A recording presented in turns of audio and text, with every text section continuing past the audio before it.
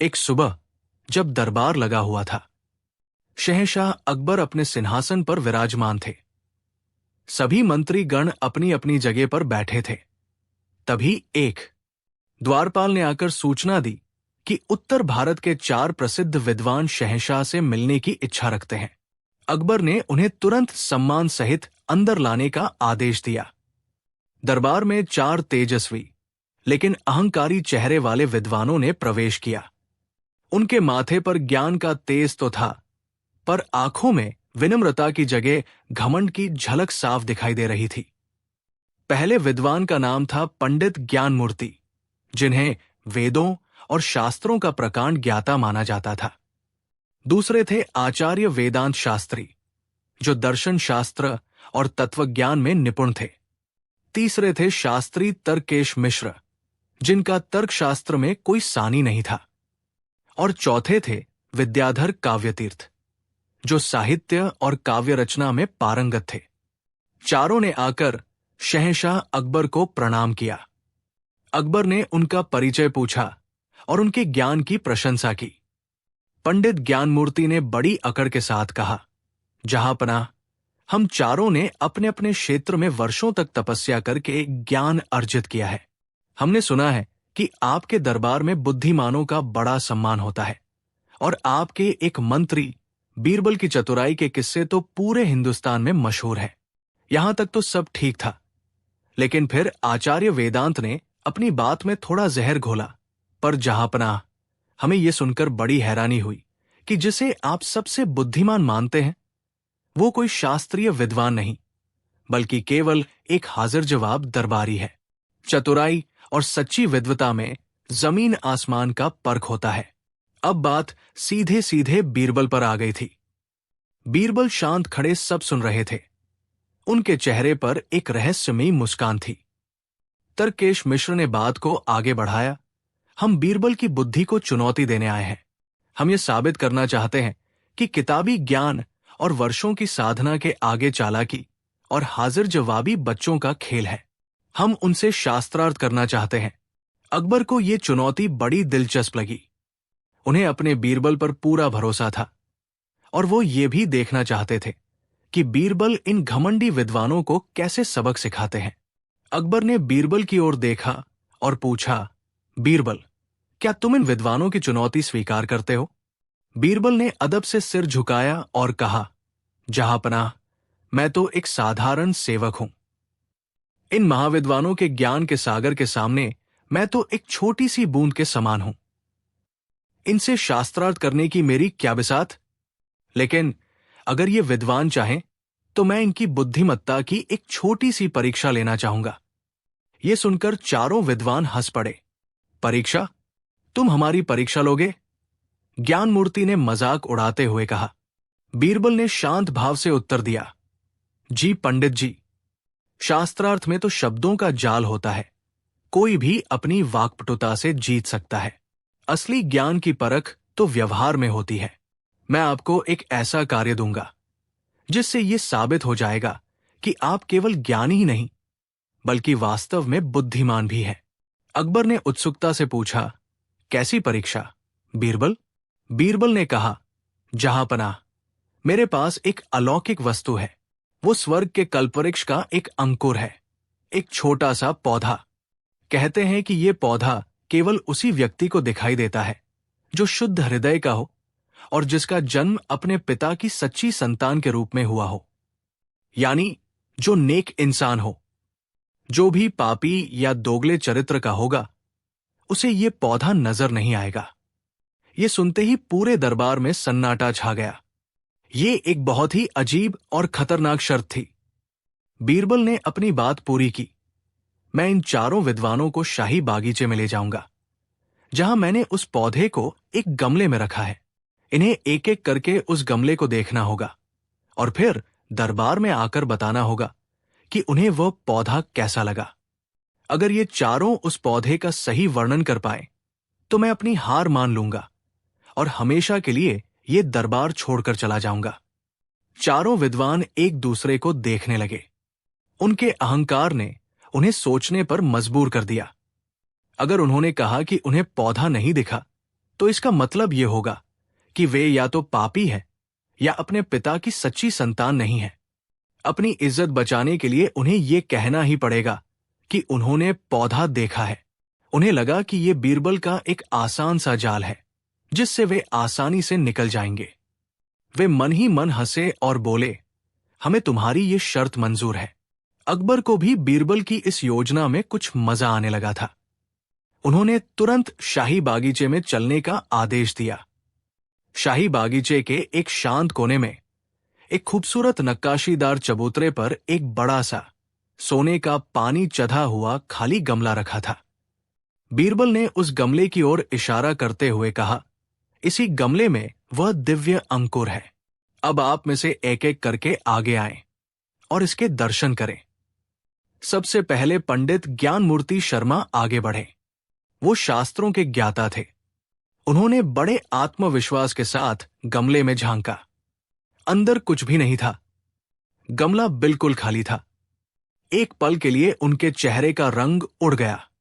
उन्हें समझ आ गया कि बीरबल ने उन्हें फंसा दिया है, लेकिन अब पीछे हटने का कोई रास्ता नहीं था।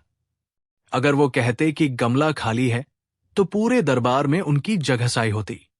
उन्होंने अपनी आंखें बंद की जैसे वो किसी गहरी समाधि में हो, और फिर हाथ जोड़कर बोले, अद्भुत, अलौकिक। मैंने अपने जीवन में ऐसा दिव्य पौधा नहीं देखा।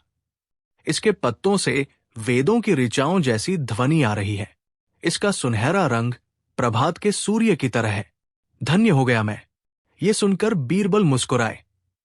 बाकी तीनों विद्वान भी समझ गए कि खेल क्या है। अब दूसरे विद्वान आचार्य वेदांत शास्त्री की बारी थी। वो भी आगे बढ़े और खाली गमले में झांका। फिर उन्होंने ज्ञान मूर्ति से भी एक कदम आगे बढ़कर वर्णन करना शुरू किया।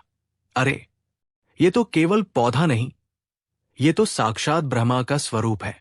इसकी जड़ों में सृष्टि का आधार है और इसकी शाखाओं में मोक्ष का मार्ग। मैं तो इसकी भौतिकता को नहीं, इसके दार्शनिक सार को देख पा रहा हूं। ये अद्वैत का प्रतीक है। अब तीसरे विद्वान तर्केश मिश्र आगे आए। वो एक तर्कशास्त्री थे। उन्होंने भी गमले में कुछ न पाकर अपना दिमाग लगाया। उन्होंने सोचा, अगर इन दोनों को दिखा है तो मुझे भी दिखना ही चाहिए। यही तर्क कहता है। उन्होंने गमले को ध्यान से देखने का नाटक किया और बोले, तार्किक रूप से इस पौधे की संरचना अद्वितीय है। इसके पत्तों का कोण और शाखाओं का विभाजन गणित के स्वर्णिम अनुपात का पालन करता है। इसकी बनावट में एक भी तर्कहीन बात नहीं है। यह प्रकृति के सबसे उत्तम तर्क का उदाहरण है। अंत में चौथे विद्वान विद्याधर काव्यतीर्थ की बारी आई। वो तो कवि थे। उन्हें तो कल्पना की उड़ान भरने का सुनहरा अवसर मिल गया था। उन्होंने खाली गमले को देखकर अपनी आंखें मूंद ली और काव्य शैली में वर्णन करना शुरू कर दिया। हरितिमा ऐसी कि मरकत भी शर्माए, स्वर्णरश्मि ऐसी कि सूरज फीका पड़ जाए। पत्तियों पर ओस नहीं, ये तो है अमृत बूंदे, जिसे देख मन मेरा आनंद विभोर हो जाए। उन्होंने पौधे की सुंदरता पर कई दोहे और छंद सुना दिए। चारों विद्वानों ने अपनी अपनी विद्वता का प्रदर्शन कर दिया था और वे खुद को बहुत बुद्धिमान समझ रहे थे। उन्हें लगा कि उन्होंने बीरबल को उसी के खेल में मात दे दी है। अब बीरबल मुस्कुराते हुए शहंशाह अकबर की ओर मुड़े और बोले, जहांपनाह, आपने इन चारों महाविद्वानों की बातें सुनी। अब आप स्वयं जाकर इस दिव्य पौधे के दर्शन करें और हमें बताएं कि आपको ये कैसा लगा। अकबर भी बड़े चतुर थे। वो बीरबल का इशारा समझ गए। वो अपनी गद्दी से उठे और उस गमले के पास गए। उन्होंने अंदर झांका और एक पल के लिए रुक गए। फिर उन्होंने जोर का ठहाका लगाया और बोले, वाह बीरबल, वाह! सचमुच ये पौधा तो कल्पना से भी परे है। ये इतना पवित्र और इतना शक्तिशाली है कि मैं चाहता हूं इसका लाभ पूरी प्रजा को मिले। चारों विद्वान खुश हो गए कि बादशाह ने भी उनकी बात का समर्थन किया। अकबर ने घोषणा की, हम इस दिव्य पौधे का एक जुलूस निकालेंगे। ये गमला एक शाही हाथी पर रखा जाएगा और चारों विद्वान इसके साथ साथ पैदल चलेंगे, ताकि पूरी आगरा की जनता इस अलौकिक पौधे की महानता को जान सके। आप चारों इस सम्मान के असली हकदार हैं। ये सुनते ही चारों विद्वानों के पैरों तले जमीन खिसक गई। उन्होंने सोचा था कि बात दरबार में ही खत्म हो जाएगी, लेकिन अब उन्हें एक खाली गमले को लेकर पूरे शहर में घूमना पड़ेगा। ये तो सरेआम बेइज्जती थी, लेकिन अब वे मना भी नहीं कर सकते थे, क्योंकि मना करने का मतलब था ये स्वीकार करना कि वे अब तक झूठ बोल रहे थे। उन्हें मजबूरी में हाँ कहनी पड़ी। थोड़ी ही देर में एक शाही हाथी को सजाया गया, उस पर एक भव्य हौदा रखा गया और उसके ऊपर वो खाली गमला स्थापित कर दिया गया। आगे आगे शाही सैनिक और बाजे वाले चल रहे थे। उनके पीछे वो हाथी था और हाथी के साथ सिर झुकाए मरे हुए मन से वो चारों मूर्ख विद्वान चल रहे थे। जुलूस आगरा के मुख्य बाजार से गुजरने लगा। लोग हैरान थे। वे देख रहे थे कि देश के 4 सबसे बड़े विद्वान एक खाली गमले के साथ ऐसे चल रहे हैं जैसे उसमें कोई देवता विराजमान हो। लोग एक दूसरे से कानाफूसी करने लगे। ये क्या हो रहा है? ये ज्ञानी लोग एक खाली गमले की पूजा क्यों कर रहे हैं? विद्वानों को शर्मिंदगी से पसीना आ रहा था। वे नजरें उठाकर किसी को देख नहीं पा रहे थे। जुलूस जब चांदनी चौक पहुंचा तो भीड़ में से एक छोटा बच्चा जो अपने पिता के कंधे पर बैठा था जोर से चिल्लाया, अरे देखो, राजा के आदमी और ये पंडित जी लोग एक खाली गमले को लेकर घूम रहे हैं। इसमें तो कुछ भी नहीं है। बच्चे की वो मासूम और सच्ची आवाज जैसे एक धमाका थी। उस एक वाक्य ने पूरे ढोंग का पर्दाफाश कर दिया। पूरी भीड़ हंसने लगी। लोगों का शोर सुनकर चारों विद्वानों का चेहरा शर्म से लाल हो गया। वे वहां से भाग जाना चाहते थे, पर शाही पहरे के कारण भाग भी नहीं सकते थे। किसी तरह वो अपमानजनक जुलूस खत्म हुआ और वे वापस दरबार में लाए गए। अब उनके सिर शर्म से झुके हुए थे और उनके घमंड का महल ढह चुका था। अकबर अपनी हंसी रोकने की कोशिश कर रहे थे। उन्होंने बीरबल से पूछा, बीरबल, ये सब क्या था? बीरबल ने सिर झुकाकर उत्तर दिया, जहांपनाह, ये ज्ञान और बुद्धि का अंतर था। इन विद्वानों के पास ज्ञान तो बहुत था, लेकिन उस ज्ञान ने इनमें इतना अहंकार भर दिया था कि ये सच को स्वीकार करने की हिम्मत खो बैठे। इन्हें अपनी झूठी इज्जत सच्चाई से ज्यादा प्यारी थी। बीरबल ने उन विद्वानों की ओर मुड़कर कहा, महाशयो, ज्ञान वो नहीं जो किताबों में लिखा है। सच्चा ज्ञान वह है जो हमें विनम्र बनाता है, जो हमें यह स्वीकार करने की शक्ति देता है कि हम सब कुछ नहीं जानते। आपकी सबसे बड़ी गलती यह थी कि आपने अपनी अज्ञानता को छिपाने के लिए झूठ का सहारा लिया। एक बच्चे ने सच बोलकर आपकी सारी विद्वता को आईना दिखा दिया। उन्होंने आगे कहा, बुद्धि का अर्थ है विवेक का प्रयोग करना। अगर आप बुद्धिमान होते तो आप पहली बार में ही सच बोल देते कि गमला खाली है। शायद थोड़ी देर के लिए आपका मजाक बनता, लेकिन आप इस बड़ी बेइज्जती से बच जाते। किताबी ज्ञान अगर व्यावहारिक बुद्धि के बिना हो तो वो एक बोझ के समान है। चारों विद्वानों की आंखों में अब पश्चाताप के आंसू थे। उन्होंने अपनी गलती स्वीकार की और शहंशाह अकबर तथा बीरबल से माफी मांगी। अकबर ने उन्हें माफ कर दिया और कहा, याद रखना, सच्चा विद्वान वही है जो हमेशा सीखने के लिए तैयार रहता है और अपनी गलती मानने से नहीं डरता। तो दोस्तों, ये थी कहानी 4 मूर्ख विद्वानों की, जिन्हें बीरबल ने अपनी चतुराई से ऐसा सबक सिखाया जिसे वे जीवन भर नहीं भूल पाए। ये कहानी हमें सिखाती है कि ज्ञान का अहंकार इंसान को अंधा बना देता है। असली बुद्धिमानी सच को स्वीकार करने में है, चाहे वो कितना भी कड़वा क्यों न हो। एक मासूम बच्चे की तरह सरल और सच्चा दिल रखना बड़ी बड़ी डिग्रियों से कहीं ज्यादा मूल्यवान है। आपको ये कहानी कैसी लगी? क्या आपने भी अपने जीवन में ऐसे ज्ञानी मूर्खों को देखा है? हमें नीचे कमेंट्स में जरूर बताइएगा। कहानी 2। ये उन दिनों की बात है जब बीरबल की बुद्धिमानी और हाजिर जवाबी की शोहरत पूरे हिंदुस्तान में फैल चुकी थी। शहंशाह अकबर उन पर आंखें बंद करके भरोसा करते थे। सल्तनत का कोई भी बड़ा फैसला बीरबल की सलाह के बिना नहीं लिया जाता था। अकबर और बीरबल का रिश्ता सिर्फ बादशाह और मंत्री का नहीं, बल्कि दो गहरे दोस्तों का था। लेकिन यही बात दरबार के कुछ पुराने और अहंकारी मंत्रियों को कांटे की तरह चुभती थी। उन्हें लगता था कि बीरबल, जो न तो किसी बड़े खानदान से था और न ही कोई महान योद्धा, उसे इतनी इज्जत क्यों दी जाती है। इन जलने वालों का सरगना था मंत्री शाहबाज खान। शाहबाज खान खुद को बहुत चालाक समझता था और कई सालों से बीरबल को नीचा दिखाने की कोशिश कर रहा था। लेकिन हर बार बीरबल अपनी बुद्धि से उसे मात दे देता था। एक दिन शाहबाज खान ने अपने कुछ साथी दरबारियों के साथ मिलकर एक ऐसी खौफनाक और अचूक योजना बनाई जिससे बीरबल का हमेशा हमेशा के लिए सफाया हो जाए।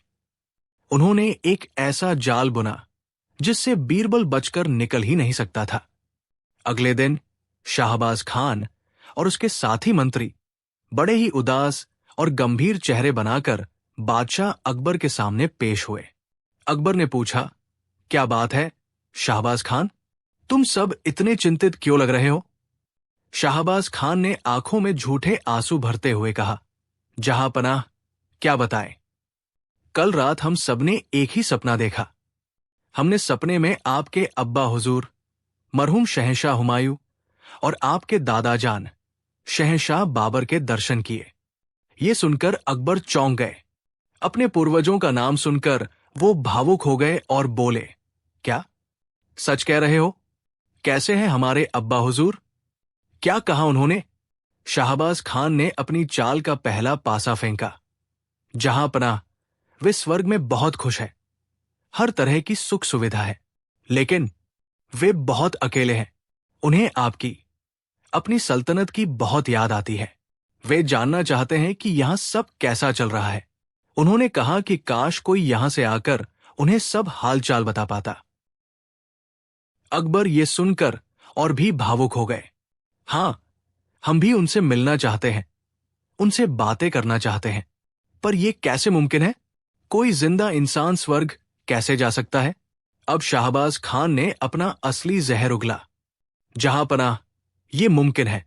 हमारे धर्म ग्रंथों में लिखा है कि अगर कोई बहुत ही बुद्धिमान, नेक और पवित्र आत्मा वाला इंसान चाहे तो वो अपनी आत्मशक्ति से जिंदा स्वर्ग की यात्रा कर सकता है।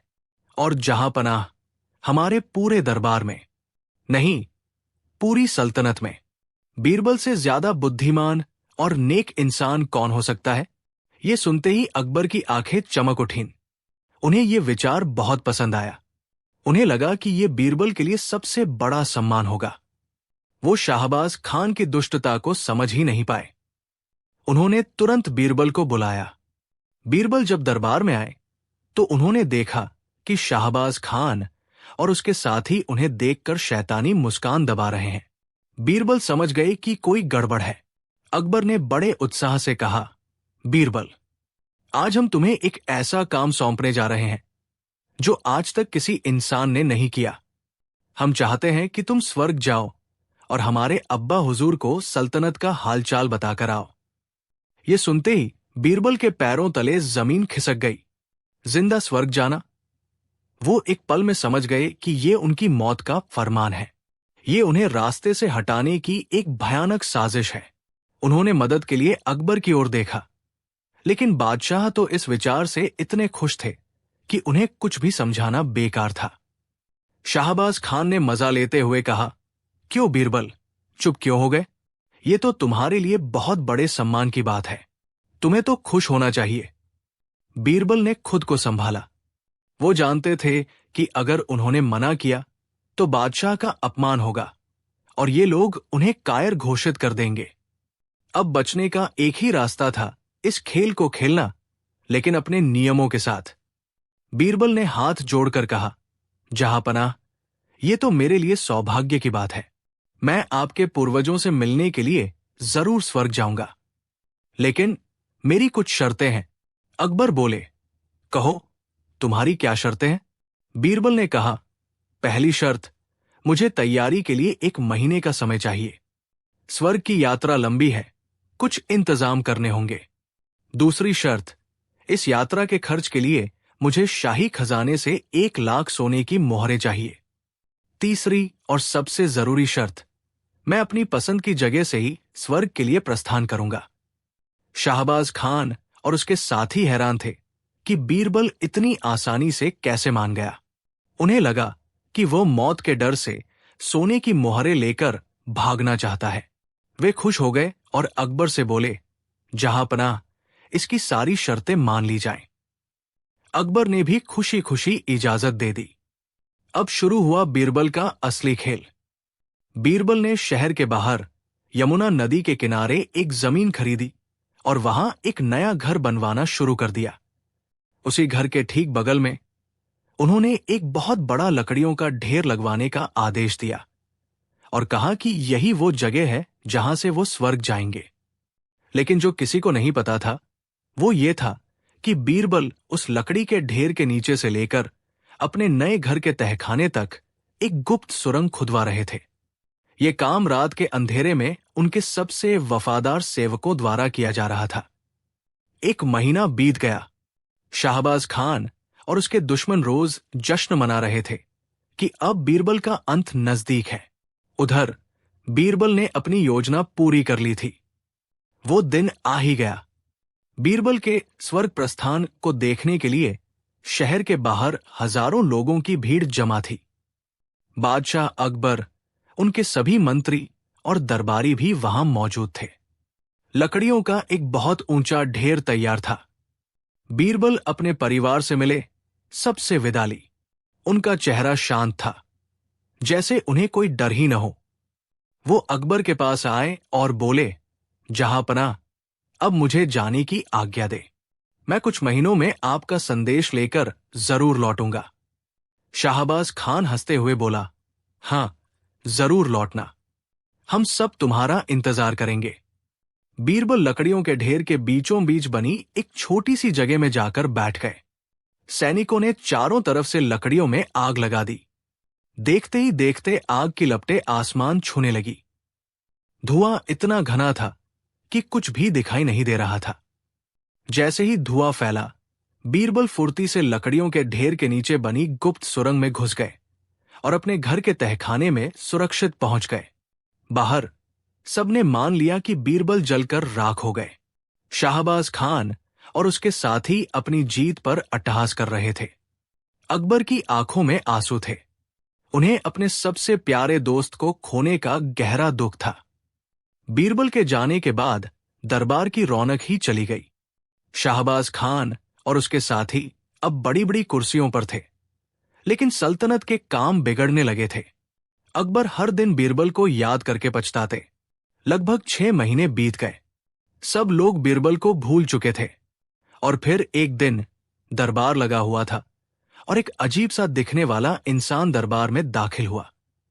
उसकी दाढ़ी और बाल बहुत बढ़े हुए थे। कपड़े कुछ अजीब थे, लेकिन चाल ढाल जानी पहचानी थी। जैसे ही वो इंसान बादशाह के करीब आया, सब लोग अपनी जगह पर खड़े हो गए। उनकी आंखें फटी की फटी रह गई। वो कोई और नहीं बल्कि बीरबल थे। अकबर अपनी गद्दी से दौड़ पड़े और बीरबल को गले लगा लिया। बीरबल, तुम जिंदा हो। तुम वापस आ गए। पूरे दरबार में जैसे भूचाल आ गया। शाहबाज खान और उसके साथियों के चेहरे का रंग उड़ गया। वे भूत देखने की तरह डर गए। उन्हें अपनी आंखों पर यकीन नहीं हो रहा था। शाहबाज खान हकलाते हुए बोला, ये कैसे हो सकता है? तुम तो स्वर्ग गए थे। बीरबल ने मुस्कुराते हुए जवाब दिया, हां मंत्री जी, मैं स्वर्ग ही गया था और बादशाह का संदेशा देकर वापस भी आ गया। अकबर ने उत्सुकता से पूछा, जल्दी बताओ बीरबल, कैसे हैं हमारे अब्बा हुजूर? क्या कहा उन्होंने? और स्वर्ग कैसा है? अब शुरू हुआ बीरबल का वो ऐतिहासिक मजाक। बीरबल ने कहा, जहांपनाह, स्वर्ग बहुत ही खूबसूरत जगह है। हर तरफ बाग बगीचे हैं, दूध और शहद की नदियां बह रही है। आपके अब्बा हुजूर और दादा जान बिल्कुल ठीक है और आपको बहुत याद कर रहे थे। उन्होंने आपके लिए ढेर सारा प्यार और आशीर्वाद भेजा है। फिर बीरबल ने दरबार में बैठे उन मंत्रियों की ओर देखा जिन्होंने उसे मरवाने की साजिश रची थी। बीरबल ने शाही नाई की ओर इशारा करते हुए कहा, आपके अब्बा हुजूर की दाढ़ी और बाल बहुत बढ़ गए हैं। स्वर्ग में कोई अच्छा नाई नहीं है। उन्होंने कहा है कि हमारा शाही नाई बहुत काबिल है, उसे तुरंत स्वर्ग भेजा जाए। ये सुनते ही शाही नाई का चेहरा पीला पड़ गया। फिर बीरबल ने शाही खजांची की ओर देखा और कहा, शहंशाह बाबर को हिसाब किताब में कुछ परेशानी हो रही है। स्वर्ग के खजांची इतने होशियार नहीं है। उन्होंने फरमाइश की है कि हमारे शाही खजांची को उनकी मदद के लिए भेजा जाए। खजांची डर के मारे कांपने लगा। एक एक करके बीरबल ने उन सभी दरबारियों का नाम लिया जो शाहबाज खान की साजिश में शामिल थे। किसी के लिए कहा कि स्वर्ग में अच्छे बावर्ची की जरूरत है, तो किसी के लिए कहा कि वहां अच्छे संगीतकार की कमी है। अंत में बीरबल की नजरें शाहबाज खान पर आकर रुकी। बीरबल ने बड़ी गंभीरता से कहा, और जहांपनाह, आपके अब्बा हुजूर सबसे ज्यादा अकेलेपन से परेशान हैं। उन्हें बात करने के लिए कोई बुद्धिमान और अनुभवी सलाहकार चाहिए। उन्होंने खास तौर पर कहा है कि मंत्री शाहबाज खान जैसा काबिल मंत्री तो पूरी कायनात में नहीं है। इसलिए जितनी जल्दी हो सके शाहबाज खान को उनकी सेवा में स्वर्ग भेजा जाए। अब आया कहानी का वो पल जिसने इतिहास रच दिया। ये सुनते ही शाहबाज खान और उसके सभी साथियों की हालत ऐसी हो गई जैसे उन्हें सांप सूंघ गया हो। उनकी बोलती बंद हो गई थी। वे एक ऐसे जाल में फंस चुके थे जिसे उन्होंने खुद ही बनाया था। अगर वे स्वर्ग जाने से मना करते तो इसका मतलब था कि वे मान रहे हैं कि बीरबल स्वर्ग नहीं गया था और ये सब एक ढोंग था। ऐसा करने पर बादशाह उन्हें साजिश रचने और बादशाह को धोखा देने के जुर्म में तुरंत मौत की सजा दे देते, और अगर वे जाने के लिए हाँ कहते तो उन्हें भी उसी तरह आग के ढेर पर बैठकर स्वर्ग जाना पड़ता, जिसका मतलब था निश्चित मौत। वे निशब्द थे। उनके पास कहने के लिए एक शब्द नहीं था। उनका घमंड, उनकी चालाकी सब धरी की धरी रह गई थी। वे बादशाह के पैरों में गिर पड़े और रो रो कर अपनी साजिश का पूरा सच उगल दिया। पूरा दरबार बीरबल की इस अद्भुत बुद्धि को देखकर स्तब्ध था। बादशाह अकबर पहले तो हैरान हुए, फिर जोर जोर से हंसने लगे। वो समझ गए कि बीरबल ने कैसा शानदार मजाक किया है, एक ऐसा मजाक जिसने दुश्मनों को उन्हीं के बनाए गड्ढे में धकेल दिया था। ये था बीरबल का वो मजाक जिसने सबकी बोलती बंद कर दी। ये सिर्फ एक मजाक नहीं था, ये एक संदेश था। ये संदेश था कि बुराई और षड्यंत्र का अंत हमेशा बुरा ही होता है। बीरबल ने साबित कर दिया कि सबसे बड़ा हथियार तलवार नहीं बल्कि दिमाग होता है। उन्होंने अपने दुश्मनों को मौत की सजा नहीं दी, बल्कि उन्हें जिंदगी भर के लिए शर्मिंदगी और डर के ऐसे अंधेरे में धकेल दिया जहां से वे कभी बाहर नहीं निकल सके। ये कहानी हमें सिखाती है कि जब कोई आपके लिए गड्ढा खोदे तो निराश मत होइए। बस थोड़ा सब्र और बुद्धि का इस्तेमाल कीजिए और आप उस गड्ढे को उस खोदने वाले के लिए ही एक खाई में बदल सकते हैं। कहानी 3। ये किस्सा उन दिनों का है जब बादशाह अकबर का दरबार न केवल न्याय के लिए बल्कि ज्ञान की चर्चाओं के लिए भी पूरी दुनिया में मशहूर था। दूर दूर के देशों से दार्शनिक और विचारक अकबर के दरबार में आते थे और अपनी बात रखते थे। एक बार फारस देश से एक बहुत ही बड़े विद्वान भारत आए। उनका नाम था मिर्जा रुस्तम बेग। रुस्तम बेग को अपने ज्ञान और तर्कशास्त्र पर बहुत घमंड था। वो खुद को नास्तिक कहते थे, यानी वो ईश्वर या किसी भी अदृश्य शक्ति को नहीं मानते थे। उनका कहना था कि इंसान केवल अपने डर की वजह से भगवान को मानता है, असल में भगवान जैसी कोई चीज नहीं होती। रुस्तम बेग ने कई देशों के बड़े बड़े मौलवियों और पंडितों को शास्त्रार्थ में हराकर उनकी बोलती बंद कर दी थी। अब उनकी नजर हिंदुस्तान पर थी।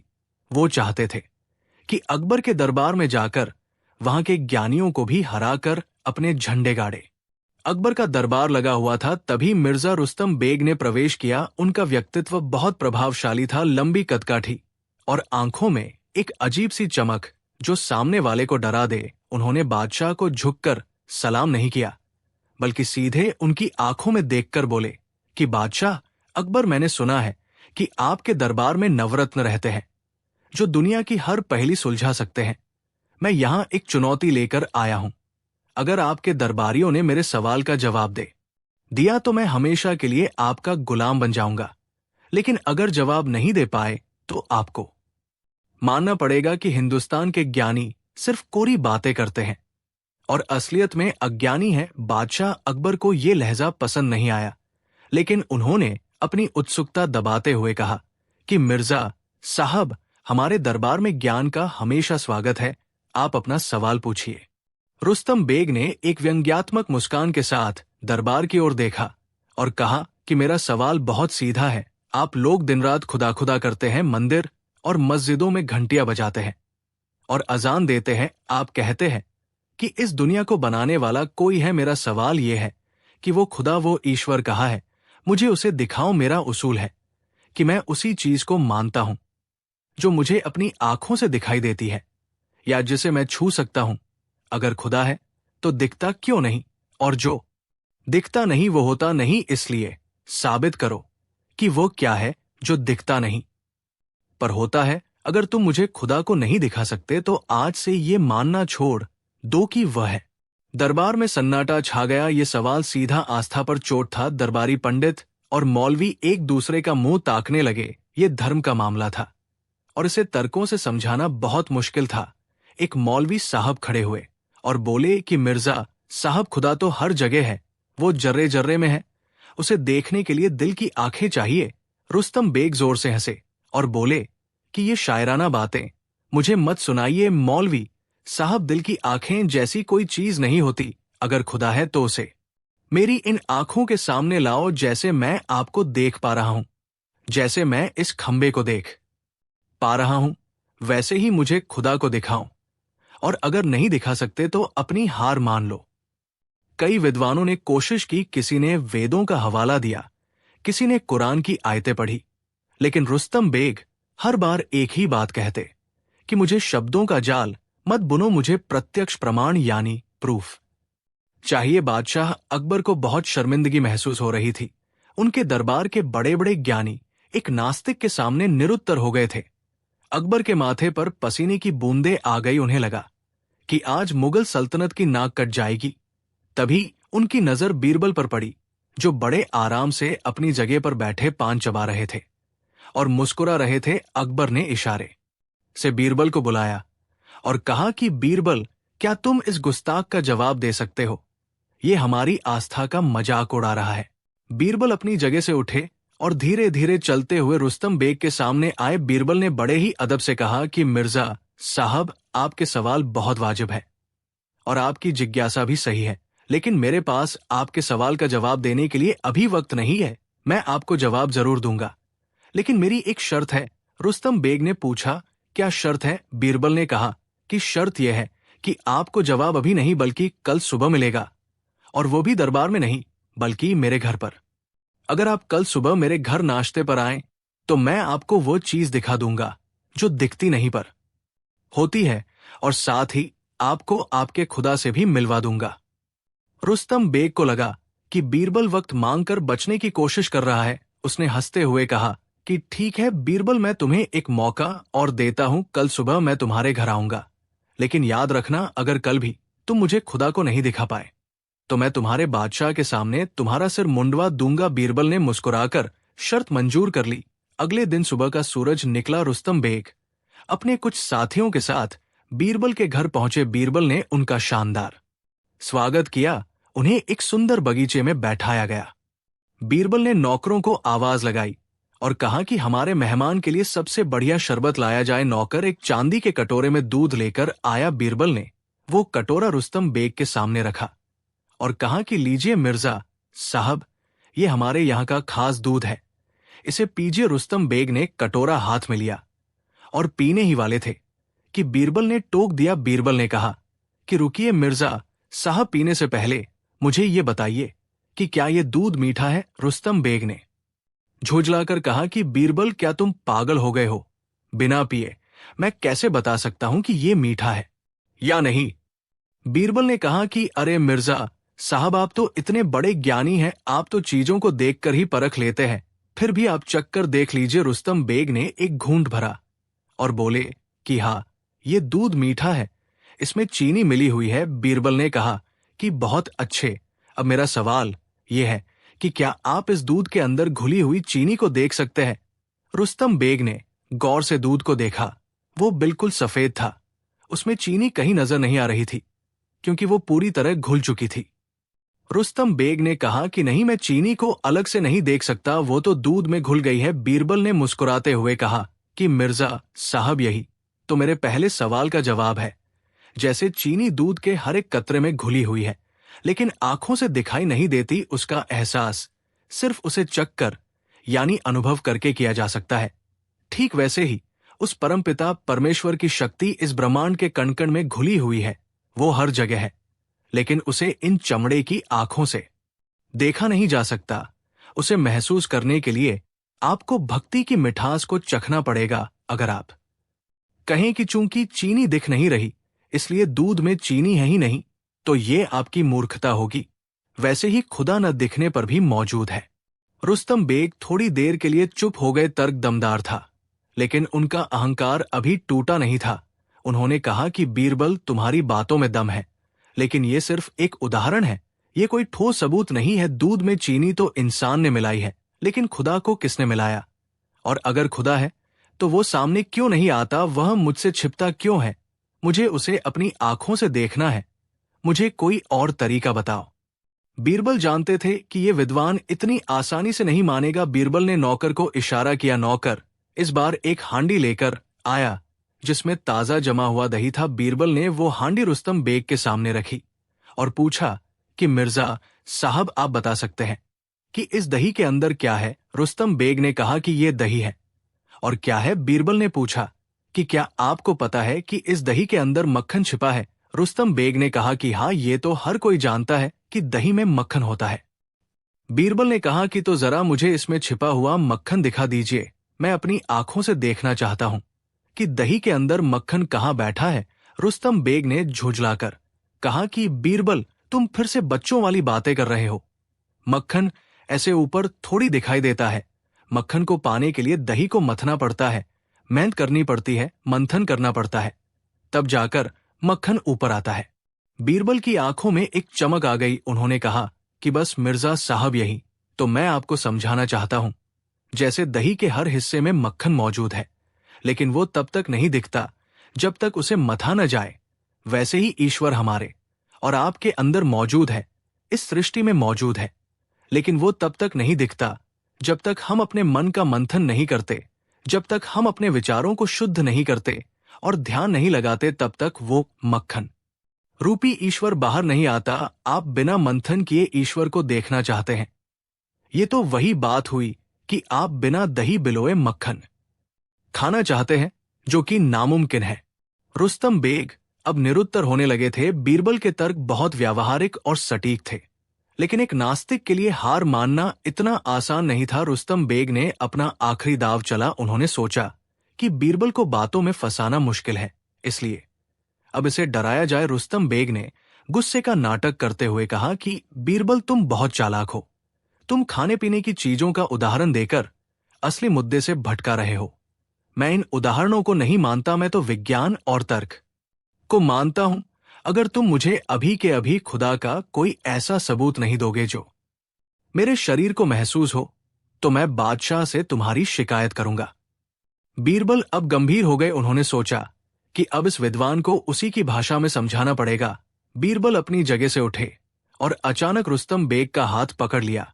इससे पहले कि रुस्तम बेग कुछ समझ पाते, बीरबल ने उनकी कलाई पर जोर से चिकोटी काट ली। बीरबल ने उनकी खाल को इतनी जोर से मरोड़ा कि रुस्तम बेग दर्द से बिलबिला उठे। उन्होंने झटके से अपना हाथ छुड़ाया और चिल्लाए कि अरे जाहिल, ये क्या बदतमीजी है, मुझे बहुत तेज दर्द हो रहा है। बीरबल एकदम शांत खड़े रहे और बोले कि दर्द हो रहा है, कहा है दर्द? मुझे तो दिखाई नहीं दे रहा। रुस्तम बेग ने अपना लाल पड़ा हुआ हाथ दिखाते हुए कहा कि देखो, यहां है, मुझे महसूस हो रहा है, मेरी जान निकली जा रही है। और तुम पूछ रहे हो कि दर्द कहाँ है। बीरबल ने कहा कि मिर्जा साहब, मुझे आपका लाल हाथ तो दिख रहा है, लेकिन दर्द नहीं दिख रहा। अगर दर्द है तो उसे निकालकर मेज पर रख दीजिए, मैं देखना चाहता हूं कि दर्द का रंग क्या है, उसका आकार क्या है, वो गोल है या चौकोर है। रुस्तम बेग ने गुस्से में कहा कि मूर्ख, क्या तुम नहीं जानते कि दर्द कोई वस्तु नहीं है जिसे दिखाया जा सके। ये तो एक एहसास है जो सिर्फ उसे होता है जिसे चोट लगती है, दूसरा उसे नहीं देख सकता। बीरबल ने हंसते हुए कहा कि मिर्जा साहब, अब आप सही रास्ते पर आए हैं।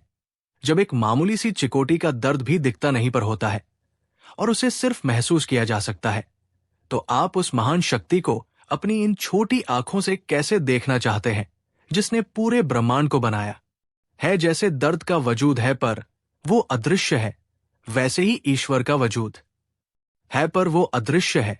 वो अनुभव का विषय है, प्रदर्शन का नहीं। रुस्तम बेग सन्न रह गए। उनके पास अब कहने को कुछ नहीं बचा था। दूध में चीनी, दही में मक्खन और शरीर में दर्द, इन 3 उदाहरणों ने उनके नास्तिकवाद की नींव हिला दी थी। लेकिन बीरबल अभी रुके नहीं। बीरबल ने सोचा कि इसे पूरी तरह से धराशायी करना जरूरी है ताकि ये दोबारा किसी की आस्था का मजाक न उड़ाए। बीरबल ने रुस्तम बेग के कंधे पर हाथ रखा और बोले कि मिर्जा साहब, एक आखिरी सवाल और है मेरा आपसे। रुस्तम बेग ने थकी हुई आवाज में कहा कि अब क्या बचा है, पूछो। बीरबल ने सबकी तरफ देखते हुए जोर से पूछा कि मिर्जा साहब, क्या आप मानते हैं कि आपके पास दिमाग है? रुस्तम बेग ने तपाक से कहा कि बेशक है, पूरी दुनिया मेरे दिमाग का लोहा मानती है। मैंने बड़े बड़े शास्त्रार्थ जीते हैं। बीरबल ने मासूमियत से कहा कि लेकिन मिर्जा साहब, हमें तो आपका दिमाग दिखाई नहीं दे रहा। क्या आप अपना सिर खोलकर हमें अपना दिमाग दिखा सकते हैं? क्योंकि आपके ही उसूल के मुताबिक जो दिखता नहीं वो होता नहीं। तो चूंकि हमें आपका दिमाग नहीं दिख रहा, तो क्या हम ये मान ले कि आपके पास दिमाग है ही नहीं और आप बिना दिमाग के बातें कर रहे हैं? दरबार में मौजूद सभी लोग और बीरबल के नौकर जोर से हंस पड़े। रुस्तम बेग का चेहरा शर्म से लाल हो गया। वो अपने ही जाल में बुरी तरह फंस चुके थे। अगर वो कहते कि दिमाग दिखता नहीं तो उन्हें मानना पड़ता कि अदृश्य चीजें होती हैं, और अगर वो कहते कि दिमाग नहीं है तो उनकी जगहसाई होती। रुस्तम बेग अपनी जगह से उठे और बीरबल के सामने सिर झुका दिया। उन्होंने कहा कि बीरबल, मैं हार गया। वाकई तुम्हारी बुद्धिमानी का कोई जवाब नहीं। तुमने मुझे समझा दिया कि हर सच्चाई आंखों से नहीं देखी जा सकती। कुछ सच्चाइयां आंखों से परे होती हैं। वह क्या है जो दिखता नहीं पर होता है? इसका जवाब सिर्फ ईश्वर नहीं, बल्कि विश्वास, प्रेम, दर्द, बुद्धि और वो हर अदृश्य शक्ति है जो इस दुनिया को चला रही है। मैं अपने अहंकार के लिए माफी मांगता हूं। इसके बाद रुस्तम बेग बादशाह अकबर के दरबार में गए और उन्होंने सबके सामने अपनी हार स्वीकार की। उन्होंने बादशाह से कहा कि जहांपनाह, मुझे अपने ज्ञान पर घमंड था, लेकिन आपके बीरबल ने मुझे ज्ञान की असली परिभाषा सिखा दी है।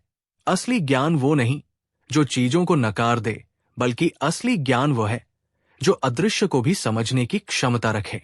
बादशाह अकबर बहुत खुश हुए। उन्होंने बीरबल को गले लगा लिया और कहा कि बीरबल, तुमने आज न सिर्फ हमारी इज्जत बचाई, बल्कि हमें भी एक बहुत बड़ा पाठ पढ़ाया है। हम अक्सर भगवान को मंदिरों और मूर्तियों में ढूंढते हैं, लेकिन वो तो दूध में घुली मिठास की तरह हमारे अंदर ही है। बस जरूरत है तो आत्ममंथन की। तो दोस्तों, इस कहानी से हमें क्या सीख मिलती है? सबसे पहली सीख यह है कि प्रत्यक्ष को प्रमाण की जरूरत नहीं होती, लेकिन हर सत्य प्रत्यक्ष हो। ये जरूरी नहीं। दुनिया में हवा, गुरुत्वाकर्षण, मन, विचार और भावनाएं जैसी हजारों चीजें हैं जो दिखाई नहीं देती, लेकिन उनका अस्तित्व है। हम हवा को देख नहीं सकते, लेकिन जब तूफान आता है तो बड़े बड़े पेड़ उखाड़ देता है। वैसे ही ईश्वर या वह सर्वोच्च शक्ति दिखाई नहीं देती, लेकिन जब उसकी कृपा होती है तो रंग भी राजा बन जाता है, और जब उसका प्रकोप होता है तो राजा भी रंग बन जाता है। दूसरी सीख ये है कि तर्क करना अच्छी बात है, लेकिन कुतर्क करना मूर्खता है। रुस्तम बेग कुतर्क कर रहे थे। वे अपनी सीमित बुद्धि से असीमित ब्रह्मांड को तौलना चाहते थे। हमें ये समझना चाहिए कि विज्ञान और आध्यात्म एक दूसरे के दुश्मन नहीं है। विज्ञान वहां तक जाता है जहां तक दिखाई देता है, और आध्यात्म वहां से शुरू होता है जहां दिखाई देना बंद हो जाता है। कहानी 4। ये उन दिनों की बात है जब मुगल सल्तनत की सीमा पर कुछ परेशानियां चल रही थी। बादशाह अकबर कई दिनों से चिंतित थे। दरबार का माहौल भी गंभीर बना रहता था। अकबर हर छोटी बड़ी बात पर चिढ़ जाते थे। उनके इस स्वभाव को देखकर मंत्री और दरबारी भी उनसे बात करने में डरने लगे थे। एक दिन संधि की चर्चा के बाद अकबर थके हुए और परेशान मन से अपने नवरत्नों के साथ बैठे थे। वो चाहते थे कि कोई उनके मन को हल्का करे। उन्होंने बीरबल की ओर देखा, जो हमेशा अपनी बातों से माहौल को खुशनुमा बना देते थे। अकबर ने कहा, बीरबल, आज हमारा मन बहुत अशांत है। कोई ऐसी बात कहो जिससे ये बोझ कुछ कम हो। बीरबल हमेशा की तरह मुस्कुराए और माहौल को हल्का करने की कोशिश में बोले, जहांपनाह, चिंता तो उस बादल की तरह है जो सूरज को ढक लेता है, लेकिन हटाना भी उसी के हाथ में होता है। और आप तो इस सल्तनत के सूरज है। लेकिन आज अकबर का मन कुछ और ही था। उन्होंने कहा, बीरबल, ये सब किताबी बातें हैं। सच तो यह है कि एक बादशाह की जिंदगी कांटों के ताज से कम नहीं होती। हर तरफ दुश्मन, हर तरफ साजिशें। कभी कभी तो हमें अपनों पर भी शक होने लगता है। बीरबल ने सोचा, शायद बादशाह किसी गहरी पीड़ा में है। उन्होंने बात को और सरल बनाते हुए कहा, जहांपनाह, ये सच है, पर एक अच्छा बादशाह वही है जो हीरे और कांच में फर्क करना जानता है, जो दोस्तों और दुश्मनों को पहचानता है। अकबर अचानक भड़क गए। शायद उनकी कोई पुरानी चोट ताजा हो गई थी। वो ऊंची आवाज में बोले, पहचान? कैसी पहचान, बीरबल? तुम कहना क्या चाहते हो? क्या हम नासमझ हैं? क्या हमें लोगों की परख नहीं है? तुम हमेशा अपनी बुद्धिमानी का ढिंढोरा पीटते हो, जैसे इस दरबार में बाकी सब मूर्ख हैं। ये एक अप्रत्याशित हमला था। पूरे दरबार में सन्नाटा छा गया। बीरबल भी हैरान रह गए। उन्होंने कभी बादशाह को इस तरह गुस्से में नहीं देखा था। उन्होंने हाथ जोड़कर कहा, मेरा ये मतलब हरगिज नहीं था। जहांपनाह, आप तो मेरे अन्नदाता है, मैं तो बस। लेकिन अकबर सुनने के मूड में नहीं थे। उनका गुस्सा 7वें आसमान पर था। बस, बहुत हुआ। हम तुम्हारी इन घुमावदार बातों और तानों से तंग आ चुके हैं। तुम अपनी चतुराई के घमंड में इतने अंधे हो गए हो कि तुम्हें बादशाह की इज्जत का भी ख्याल नहीं रहा। अकबर अपनी गद्दी से खड़े हो गए। उनकी आंखें गुस्से से लाल थी। उन्होंने कांपती हुई उंगली से दरवाजे की ओर इशारा करते हुए वो हुक्म सुनाया जिसकी किसी ने कल्पना भी नहीं की थी। निकल जाओ हमारे दरबार से और हमारी सल्तनत से भी। आज के बाद हमें अपनी शक्ल मत दिखाना। हम तुम्हें देश निकाला देते हैं। देश निकाला, ये शब्द सुनते ही जैसे पूरे दरबार पर बिजली गिर गई। नवरत्नों ने अकबर को समझाने की कोशिश की, लेकिन बादशाह का गुस्सा शांत होने का नाम नहीं ले रहा था। बीरबल की आंखों में एक पल के लिए दर्द झलका, लेकिन उन्होंने अपने आत्मसम्मान को बनाए रखा। उन्होंने कोई सफाई नहीं दी, कोई मिन्नत नहीं की। उन्होंने बस बादशाह को आखिरी सलाम किया, सिर झुकाया और चुपचाप उस दरबार से बाहर निकल गए, जहां उन्होंने अपनी जिंदगी के सबसे सुनहरे साल बिताए थे। बीरबल के जाने के बाद अकबर को लगा कि अब शांति मिलेगी, लेकिन ऐसा हुआ नहीं। पहला दिन बीता, दूसरा दिन बीता, फिर हफ्ता बीत गया।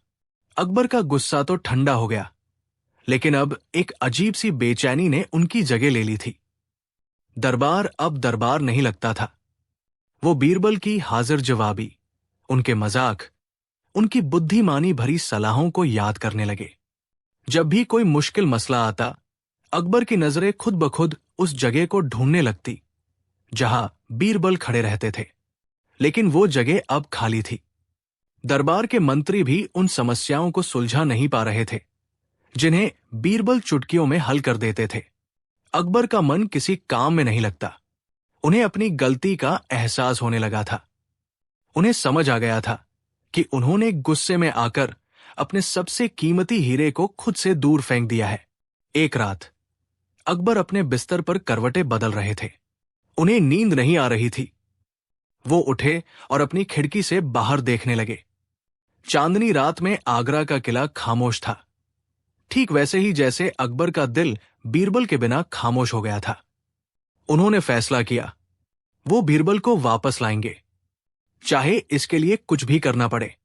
अगली सुबह उन्होंने अपने सबसे काबिल सैनिकों और जासूसों को बुलाया। जाओ और बीरबल को ढूंढ कर लाओ। वो जहां भी हो, जिस भी हाल में हो, उन्हें पूरे सम्मान के साथ वापस लेकर आओ। ये हमारा हुक्म है। सैनिकों की टोलियां चारों दिशाओं में निकल पड़ी।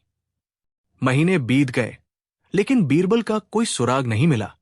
बीरबल इतने बुद्धिमान थे कि वो जानते थे कि बादशाह उन्हें ढूंढेंगे। इसलिए वो भेष बदलकर एक बहुत दूर दराज के गांव में एक साधारण किसान की तरह रहने लगे थे। वहां उन्हें कोई नहीं जानता था। अकबर की बेचैनी बढ़ती जा रही थी। उन्हें लगा कि शायद बीरबल नाराज होकर किसी दूसरे राज्य में चले गए हैं। ये सोचकर उनका दिल बैठ गया। तब उनके एक सलाहकार ने उन्हें एक तरकीब सुझाई। जहां पनाह, बीरबल को सैनिक नहीं, सिर्फ बीरबल जैसी बुद्धि ही ढूंढ सकती है। हमें कोई ऐसी घोषणा करनी होगी जिसे सुनकर बीरबल खुद को प्रकट करने पर मजबूर हो जाएं। अकबर को ये बात जंच गई। उन्होंने पूरे राज्य में एक अजीबोगरीब ढिंढोरा पिटवाया। घोषणा ये थी, शहंशाह अकबर का हुक्म है कि हर गांव का मुखिया एक महीने के अंदर शाही दरबार में एक घड़ा बुद्धि लेकर हाजिर हो। जो भी मुखिया ऐसा करने में असफल रहा, उसे भारी दंड दिया जाएगा और उसके गांव पर लगान दोगुना कर दिया जाएगा। ये घोषणा सुनकर पूरे राज्य में हड़कंप मच गया। एक घड़ा बुद्धि, ये कैसी बात थी? बुद्धि को घड़े में कैसे भरा जा सकता है? सब परेशान थे। ये एक असंभव काम था। ये खबर उस गांव में भी पहुंची जहां बीरबल रह रहे थे। गांव का मुखिया ये सुनकर सिर पकड़कर बैठ गया। वो दौड़ा दौड़ा गांव के सबसे समझदार इंसान यानी बीरबल के पास पहुंचा, जिन्हें सब ज्ञान बाबा के नाम से जानते थे। मुखिया ने रोते हुए कहा, ज्ञान बाबा, अब आप ही बचाइए। बादशाह ने तो हमें बर्बाद करने का हुक्म सुना दिया है। हम एक घड़ा बुद्धि कहां से लाएंगे? बीरबल मुस्कुराए। वो तुरंत समझ गए कि ये जाल किसके लिए बिछाया गया है। वो समझ गए कि ये उनके बादशाह का उन्हें वापस बुलाने का तरीका है। उनका दिल अपने दोस्त के लिए प्यार से भर गया। बीरबल ने मुखिया से कहा, चिंता मत करो, तुम बस एक छोटा सा मिट्टी का घड़ा ले आओ, जिसका मुंह ज्यादा चौड़ा ना हो। मुखिया घड़ा ले आया। बीरबल उसे लेकर अपने खेत में गए। वहां कद्दू, पंपकिन की बेल लगी हुई थी, जिस पर एक बहुत ही छोटा सा नन्हा सा कद्दू लगा था। बीरबल ने बड़ी सावधानी से उस नन्हे कद्दू को बिना बेल से तोड़े घड़े के अंदर डाल दिया। उन्होंने मुखिया से कहा, अब इस घड़े को यही छोड़ दो, इसे रोज पानी देते रहना। एक महीना बीत गया।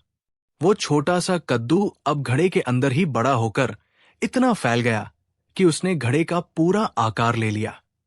अब उसे घड़े से बाहर निकालना नामुमकिन था, जब तक कि घड़े को तोड़ा न जाए। बीरबल ने बेल को कद्दू से अलग किया और वो घड़ा मुखिया को देते हुए कहा, लो, ये रहा तुम्हारा बुद्धि का घड़ा।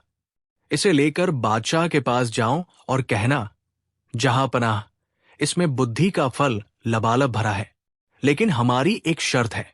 इस फल को बिना घड़ा तोड़े और बिना फल को काटे बाहर निकाला जाए। क्योंकि बुद्धि को तोड़ा या काटा नहीं जाता, उसे साबुत ही ग्रहण किया जाता है।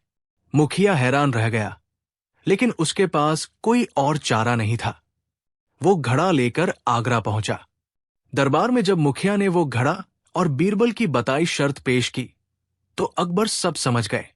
ऐसी चतुराई, ऐसी बुद्धि सिर्फ एक ही इंसान की हो सकती थी, उनके बीरबल की। उनकी आंखों में खुशी के आंसू आ गए। उन्होंने तुरंत मुखिया से पूछा, सच बताओ, ये तरकीब तुम्हें किसने बताई है? मुखिया ने डरते डरते उस ज्ञान बाबा का हुलिया बताया। अकबर अपनी गद्दी से खड़े हो गए और बोले, हमें अभी उस गांव ले चलो। शाही काफिला तुरंत उस गांव की ओर रवाना हो गया। जब अकबर अपनी शाही बग्घी से उतरे तो उन्होंने दूर से ही बीरबल को पहचान लिया। उनका दिल भर आया। वो तेजी से बीरबल की ओर बढ़े। बीरबल ने भी अकबर को देख लिया। वो अपनी जगह से उठे, लेकिन कहीं भागे नहीं। वो बस शांत खड़े रहे। अकबर उनके पास पहुंचे और उनकी आंखों में देखते हुए बोले, बीरबल, तुम यहां हो। हम तुम्हें कहां कहां नहीं ढूंढते फिरे। और तुम यहां ये सब क्या कर रहे हो? अकबर ने आसपास खड़े लोगों और गधों की ओर इशारा करते हुए पूछा। अब आया कहानी का वो ऐतिहासिक पल। बीरबल ने बड़ी शांति और एक हल्की सी मुस्कान के साथ जवाब दिया, जिसने अकबर को निशब्द कर दिया। बीरबल बोले, जहां पनाह, मैं तो बस अपना काम कर रहा था। अकबर ने हैरानी से पूछा, कैसा काम? बीरबल ने पास खड़े एक गधे की ओर इशारा करते हुए कहा, जहां पनाह, मैं तो गधों को ढूंढ रहा था। अकबर को कुछ समझ नहीं आया। गधों को मतलब? बीरबल ने अपनी बात को स्पष्ट किया, हुजूर, जब आपने मुझे देश निकाला दिया था तो आपका हुक्म था कि मैं आपकी सल्तनत में किसी इंसान को अपनी शक्ल न दिखाऊं। दरबार से निकलने के बाद मैं महीनों तक भटकता रहा। फिर मैंने सोचा कि अगर इंसानों के बीच रहना मना है तो मुझे जानवरों के साथ ही रहना पड़ेगा। और गधे से ज्यादा सीधा और वफादार जानवर कौन हो सकता है? तो मैं बस यही ढूंढ रहा था कि इस सल्तनत में कुल कितने गधे हैं, ताकि मैं उनके साथ अपना बाकी जीवन बिता सकूं। ये सुनते ही अकबर की आंखों से आंसू बह निकले। बीरबल के इन शब्दों में ताना नहीं, एक गहरा दर्द छुपा था। एक दोस्त की शिकायत छुपी थी। बीरबल ने एक वाक्य में अकबर को उनकी गलती का एहसास करा दिया था। उन्होंने बता दिया था कि जब एक बुद्धिमान इंसान की कद्र नहीं होती तो उसे गधों के बीच रहने पर मजबूर कर दिया जाता है। अकबर आगे बढ़े और बीरबल को गले लगा लिया। हमें माफ कर दो बीरबल, हमसे बहुत बड़ी भूल हो गई। गुस्से में हमने अपने सबसे बड़े दोस्त का दिल दुखा दिया। तुम्हारे बिना ये सल्तनत और ये बादशाह दोनों अधूरे हैं। बीरबल भी भावुक हो गए। उन्होंने कहा, आप माफी मांगकर मुझे शर्मिंदा न करें। जहां पनाह, आप मेरे बादशाह हैं और दोस्त भी। दोस्त से शिकायत करना मेरा हक है। उस दिन दोस्ती की जीत हुई। बीरबल पूरे सम्मान के साथ वापस आगरा लौटे और दरबार की रौनक फिर से लौट आई। तो दोस्तों, बीरबल का यह कहना कि मैं तो गधों को ढूंढ रहा था, सिर्फ एक मजाक नहीं था। ये गुस्से में लिए गए एक फैसले पर सबसे करारा और बुद्धिमान तमाचा था। ये कहानी हमें सिखाती है कि गुस्सा इंसान की सोचने समझने की शक्ति छीन लेता है। यह हमें सिखाती है कि सच्चे रिश्तों और काबिल लोगों की कद्र करनी चाहिए, क्योंकि एक बार वे चले जाएं तो जिंदगी वीरान हो जाती है। कहानी 5। यह किस्सा दिल्ली के एक बहुत पुराने और मशहूर व्यापारी का है, जिसका नाम था अली ख्वाजा। अली ख्वाजा ने अपनी पूरी जवानी व्यापार में लगा दी थी। उसने दूर दूर के मुल्कों से सामान लाकर बेचा और अपनी मेहनत से एक एक पैसा जोड़ा था। जब वो बूढ़ा होने लगा तो उसके मन में इच्छा जगी कि मरने से पहले उसे मक्का मदीना की तीर्थयात्रा यानी हज पर जाना चाहिए। उस जमाने में हज की यात्रा बहुत लंबी और कठिन होती थी, जिसमें महीनों और कभी कभी सालों लग जाते थे। अली ख्वाजा ने अपनी जमा पूंजी का हिसाब लगाया तो उसके पास 1000 सोने की मोहरें यानी अशरफिया बची। ये उसकी जिंदगी भर की कमाई थी, जिसे वह अपने बुढ़ापे के लिए बचाकर रखना चाहता था। समस्या ये थी कि इतनी भारी रकम और सोने के सिक्के वह अपने साथ यात्रा पर नहीं ले जा सकता था, क्योंकि रास्ते में लुटेरों और डाकुओं का खतरा था और घर पर वो अकेला था। कोई वारिस या परिवार नहीं था जिस पर वो भरोसा कर सके। अली ख्वाजा कई दिनों तक सोचता रहा कि इन सोने की मोहरों को कहां सुरक्षित रखे। तभी उसे शहर के काजी का ख्याल आया। काजी साहब की शहर में बड़ी इज्जत थी। वे 5 वक्त के नमाजी थे और लोग उन्हें बेहद ईमानदार और नेक इंसान मानते थे। अली ख्वाजा ने सोचा कि काजी साहब से सुरक्षित जगह और कोई नहीं हो सकती। वे अल्लाह के बंदे हैं और अमानत में खयानत कभी नहीं करेंगे। अली ख्वाजा ने एक बहुत ही चालाकी भरा तरीका अपनाया उसने एक बड़ा सा मिट्टी का घड़ा लिया। सबसे पहले उसने घड़े के निचले हिस्से में अपनी 1000 सोने की अशर्फियां रख दी और फिर उन अशर्फियों को छिपाने के लिए ऊपर से घड़े को ताजे जैतून यानी ऑलिव से भर दिया। देखने में वो सिर्फ जैतून का एक साधारण सा घड़ा लग रहा था। कोई अंदाजा भी नहीं लगा सकता था कि इसके नीचे सोने का खजाना छिपा है।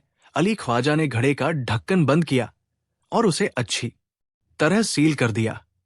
वो घड़ा लेकर काजी के घर पहुंचा। काजी साहब अपने बरामदे में बैठे तस्बीह पढ़ रहे थे। अली ख्वाजा ने बड़े अदब से सलाम किया और बोला कि काजी साहब, मैं खुदा के घर हज की यात्रा पर जा रहा हूं। मेरे घर पर कोई नहीं है, इसलिए मैं अपनी कुछ जमा पूंजी यानी ये जैतून का घड़ा आपके पास अमानत के तौर पर रखना चाहता हूं। जब मैं वापस आऊंगा तो इसे ले लूंगा। मुझे आप पर सबसे ज्यादा भरोसा है। काजी साहब को लगा कि ये मामूली जैतून का घड़ा है। उन्होंने मुस्कुराते हुए कहा कि मियां अली, इसमें पूछने की क्या बात है, हम तो खिदमत के लिए ही बैठे हैं। ये रही मेरे तहखाने की चाबी। तुम खुद जाकर इस घड़े को मेरे तहखाने में किसी सुरक्षित कोने में रख दो और जब वापस आऊं तो खुद ही ले जाना।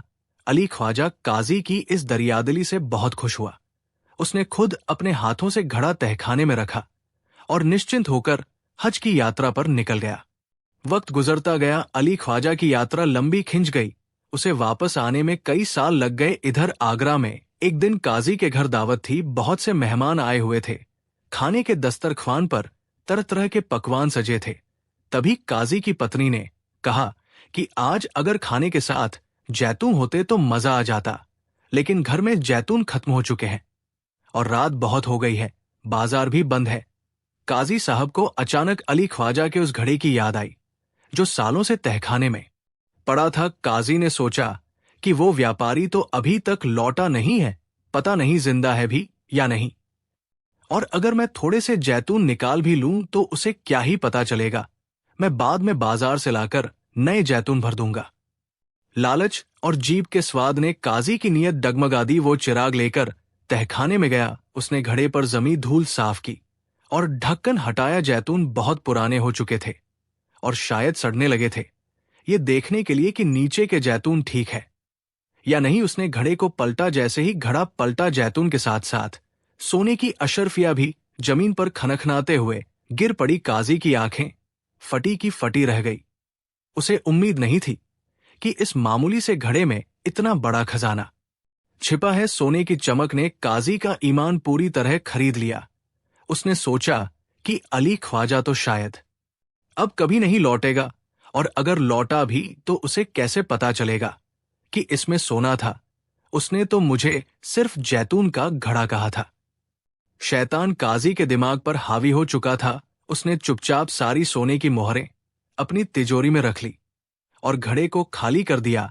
अगली सुबह उसने बाजार से एकदम ताजे और बढ़िया किस्म के जैतून मंगवाए और उस घड़े में भर दिए। उसने घड़े का ढक्कन फिर से वैसे ही सील कर दिया जैसा अली ख्वाजा ने किया था।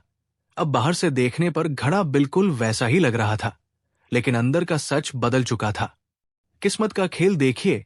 कुछ ही दिनों बाद अली ख्वाजा अपनी यात्रा पूरी करके वापस आ गया। वह थका हुआ था, लेकिन अपने शहर लौटकर खुश था। घर पहुंचकर उसने थोड़ा आराम किया और उसी शाम काजी साहब के घर अपनी अमानत लेने पहुंच गया। काजी ने उसका झूठा स्वागत किया और कहा कि अरे मियां अली, तुम कब आए, बहुत खुशी हुई। तुम्हें सही सलामत देखकर जाओ। तहखाने से अपना घड़ा ले आओ, वो वही रखा है जहां तुम रख कर गए थे। अली ख्वाजा तहखाने में गया और अपना घड़ा उठा लाया। उसने काजी का शुक्रिया अदा किया और घर चला गया। घर पहुंचकर जब अली ख्वाजा ने घड़े का ढक्कन खोला और जैतून हटाए तो उसके पैरों तले जमीन खिसक गई। घड़े में जैतून तो थे, लेकिन नीचे रखी 1000 सोने की अशर्फिया गायब थी। उसने घड़े को उल्टा करके झाड़ा, लेकिन एक भी सिक्का नहीं गिरा। अली ख्वाजा सिर पकड़कर बैठ गया। वो रोने लगा कि मेरी जिंदगी भर की कमाई लुट गई। वो पागलों की तरह दौड़ा दौड़ा वापस काजी के पास गया। अली ख्वाजा ने काजी से कहा कि काजी साहब, ये आपने क्या किया? मैंने घड़े में 1000 सोने की मोहरें रखी थी, लेकिन उसमें सिर्फ जैतून है। मेरा सोना कहाँ है? काजी ने अब अपना असली रंग दिखाया। वो गुस्से का नाटक करते हुए बोला कि तुम मुझ पर इल्जाम लगा रहे हो। तुम खुद वो घड़ा रख कर गए थे और खुद ही वापस ले गए। मैंने तो उसे हाथ भी नहीं लगाया था। क्या सबूत है कि तुमने उसमें सोना रखा था? हो सकता है तुम झूठ बोल रहे हो ताकि मुझसे पैसे ऐंठ सको। एक इज्जतदार काजी पर चोरी का इल्जाम लगाते हुए तुम्हें शर्म नहीं आती? निकल जाओ मेरे घर से, वरना मैं तुम्हें कोड़ों से पिटवाऊंगा। अली ख्वाजा एक शरीफ आदमी था। वो काजी की दबंगई के आगे कुछ नहीं कर पाया, लेकिन उसने हार नहीं मानी। वो शहर के लोगों के पास गया, लेकिन चूंकि काजी का रुतबा बहुत बड़ा था और अली ख्वाजा के पास कोई सबूत नहीं था, इसलिए किसी ने उसकी मदद नहीं की। कोई ये मानने को तैयार ही नहीं था कि इतना धार्मिक काजी चोरी कर सकता है। आखिर में थक-हार कर अली ख्वाजा ने बादशाह अकबर के दरबार में फरियाद की और इंसाफ की गुहार लगाई। बादशाह अकबर ने अगले दिन दरबार लगाया। काजी और अली ख्वाजा दोनों को पेश किया गया। अली ख्वाजा ने रोते हुए अपनी पूरी कहानी सुनाई कि कैसे उसने हज पर जाने से पहले अपनी जिंदगी भर की कमाई काजी के पास अमानत रखी थी और कैसे काजी ने उसे धोखा दिया। फिर अकबर ने काजी की तरफ देखा। काजी ने कुरान की कसम खाते हुए कहा कि जहांपनाह, ये आदमी झूठा है। इसने मुझे सिर्फ जैतून का घड़ा दिया था, मैंने उसे छुआ तक नहीं। अगर इसके पास कोई गवाह या सबूत है तो पेश करे, वरना मुझ पर झूठा इल्जाम लगाने के लिए इसे सजा दी जाए। मामला बहुत पेचीदा था क्योंकि अली ख्वाजा के पास कोई गवाह नहीं था। उसने ये बात किसी को बताई ही नहीं थी और घड़े की सील भी वैसी ही थी जैसी उसने छोड़ी थी। कानूनन काजी निर्दोष लग रहा था, लेकिन बादशाह अकबर को अली ख्वाजा के आंसुओं में सच्चाई दिख रही थी और काजी की बातों में अतिआत्म विश्वास। अकबर ने बीरबल की तरफ देखा और कहा कि बीरबल, अब ये मामला तुम्हारे हवाले है। दूध का दूध और पानी का पानी करो, हमें सच जानना है। बीरबल ने सिर झुकाकर मामला अपने हाथ में लिया। बीरबल ने काजी और अली ख्वाजा दोनों से कहा कि मुझे जांच के लिए 1 दिन का वक्त चाहिए। आप दोनों कल दरबार में आइएगा और अली ख्वाजा, तुम वो घड़ा कल साथ लेकर आना। बीरबल दरबार से निकलकर अपने घर गए और गहरी सोच में डूब गए। समस्या ये थी कि सबूत कोई नहीं था। अगर काजी को सजा दी जाती तो जनता भड़क सकती थी, क्योंकि काजी की छवि बहुत साफ थी। बीरबल को ऐसा सबूत चाहिए था जो काजी के झूठ को चीरकर रख दे। बीरबल ने अपने जासूसों से पता लगवाया कि अली ख्वाजा कितने साल पहले हज पर गया था। पता चला कि वो 5 साल पहले गया था। बीरबल की आंखों में चमक आ गई। उन्हें एक सुराग मिल चुका था। अगली सुबह दरबार लगा। बीरबल ने अली ख्वाजा से वो घड़ा मंगवाया। घड़ा दरबार के बीचों बीच रखा गया। बीरबल ने काजी से पूछा कि काजी साहब, क्या आप अब भी अपनी बात पर कायम हैं कि आपने इस घड़े को नहीं खोला? काजी ने तनी हुई गर्दन के साथ कहा, जी बीरबल, मैं अपनी बात पर कायम हूं। मैं अल्लाह का खौफ रखने वाला इंसान हूं। बीरबल ने मुस्कुराते हुए कहा, ठीक है, अभी पता चल जाएगा। बीरबल ने दरबार के सिपाहियों को आदेश दिया कि शहर के सबसे तजुर्बेकार जैतून के व्यापारियों को बुलाया जाए जो जैतून की परख रखते हों। थोड़ी देर में 2 बूढ़े व्यापारी दरबार में हाजिर हुए। उन्होंने जिंदगी भर जैतून का ही व्यापार किया था। बीरबल ने उन व्यापारियों से कहा कि इस घड़े का ढक्कन खोलिए और इसमें रखे जैतून को चख कर बताइए कि ये कितने पुराने हैं। व्यापारियों ने घड़ा खोला, उसमें से कुछ जैतून निकाले, उन्हें सूंघा दबाकर देखा और फिर चखा। वे दोनों व्यापारी आपस में कुछ फुसफुसाए और फिर बीरबल की तरफ मुड़कर बोले कि हुजूर, ये जैतून तो एकदम ताजे हैं। बहुत हुआ तो ये फसल 3 या 4 महीने पुरानी है। इनका स्वाद और इनका कड़कपन बता रहा है कि ये इसी साल की पैदावार है। बीरबल ने जोर से पूछा, क्या आप यकीन के साथ कह सकते हैं? व्यापारी बोले, जी हुजूर, 100%। अगर जैतून 2-3 साल पुराने होते तो वे अब तक गल चुके होते, उनका रंग काला पड़ गया होता और वे सिकुड़ जाते, लेकिन ये तो बिल्कुल ताजे और हरे हैं। पूरे दरबार में सन्नाटा छा गया। बीरबल ने अब काजी की तरफ देखा और कड़क आवाज में पूछा, काजी साहब, अली ख्वाजा तो 5 साल पहले हज पर गए थे। अगर ये घड़ा 5 साल से बंद था तो इसके अंदर 3 महीने पुराने ताजे जैतून कहां से आए?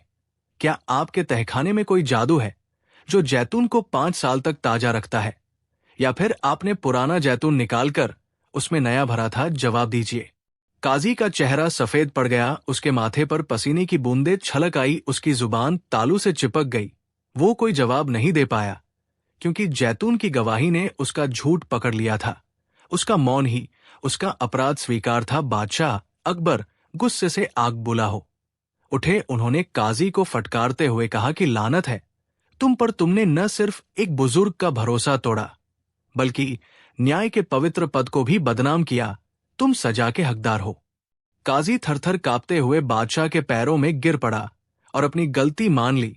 उसने कबूल किया कि लालच में आकर उसने अशर्फियां निकाल ली थी और बाजार से नए जैतून खरीदकर भर दिए थे। अकबर ने काजी को तुरंत पद से हटाने का आदेश दिया। उसे कोड़ों की सजा सुनाई गई और साथ ही हुक्म दिया कि वो अली ख्वाजा की 1000 अशर्फिया तो लौटाए ही, साथ में जुर्माने के तौर पर 500 अशर्फिया और दे। अली ख्वाजा की खुशी का ठिकाना न रहा। उसने बीरबल को दुआएं दी। पूरे दरबार में बीरबल की जय जयकार होने लगी। बीरबल ने न सिर्फ एक गरीब की जमापूंजी वापस दिलवाई थी, बल्कि ये भी साबित कर दिया था कि अपराधी चाहे कितना भी शातिर क्यों न हो, सच की कोई न कोई खिड़की खुली रही जाती है। जैतून जो बेजान थे, उन्होंने गवाही देकर दूध का दूध और पानी का पानी कर दिया। तो दोस्तों, इस कहानी से हमें जिंदगी की बहुत बड़ी सीख मिलती है। पहली और सबसे महत्वपूर्ण सीख यह है कि कभी भी किसी के भरोसे का खून नहीं करना चाहिए। विश्वास कांच की तरह होता है, एक बार टूट जाए तो फिर जुड़ता नहीं, और अगर जुड़ भी जाए तो उसमें दरार हमेशा रहती है। काजी ने चंद सिक्कों के लिए अपना ईमान बेच दिया और बदले में अपनी जिंदगी भर की इज्जत गंवा दी।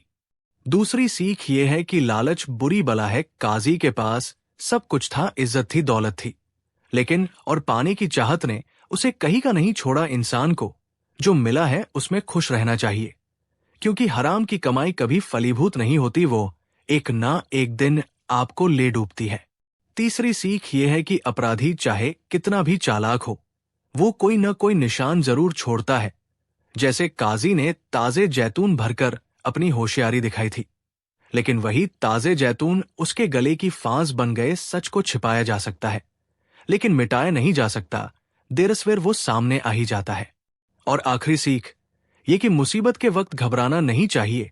जैसे अली ख्वाजा ने हार नहीं मानी और न्याय के लिए लड़ता रहा। अगर आप सच्चे हैं तो कुदरत भी किसी न किसी रूप में आपकी मदद के लिए बीरबल जैसे किसी मददगार को भेज ही देती है। कहानी 6। ये उन दिनों की बात है जब हिंदुस्तान पर जलालुद्दीन मोहम्मद अकबर की हुकूमत थी। उनका दरबार न सिर्फ अपनी शानो शौकत के लिए बल्कि अपनी बुद्धिमानी और न्याय के लिए भी दूर दूर तक मशहूर था।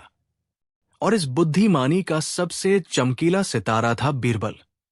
लेकिन जहां रोशनी होती है वहां परछाइयां भी होती है।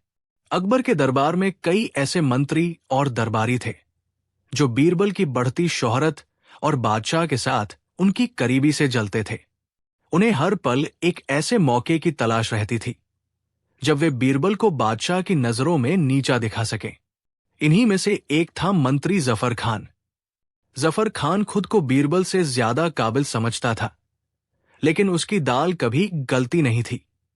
हर बार बीरबल अपनी हाजिर जवाबी और असाधारण सोच से उसे मात दे देता था।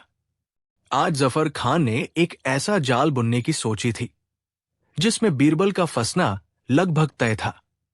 एक दिन दीवाना में अकबर अपने सिंहासन पर विराजमान थे और उनके चेहरे पर एक गहरी सोच थी।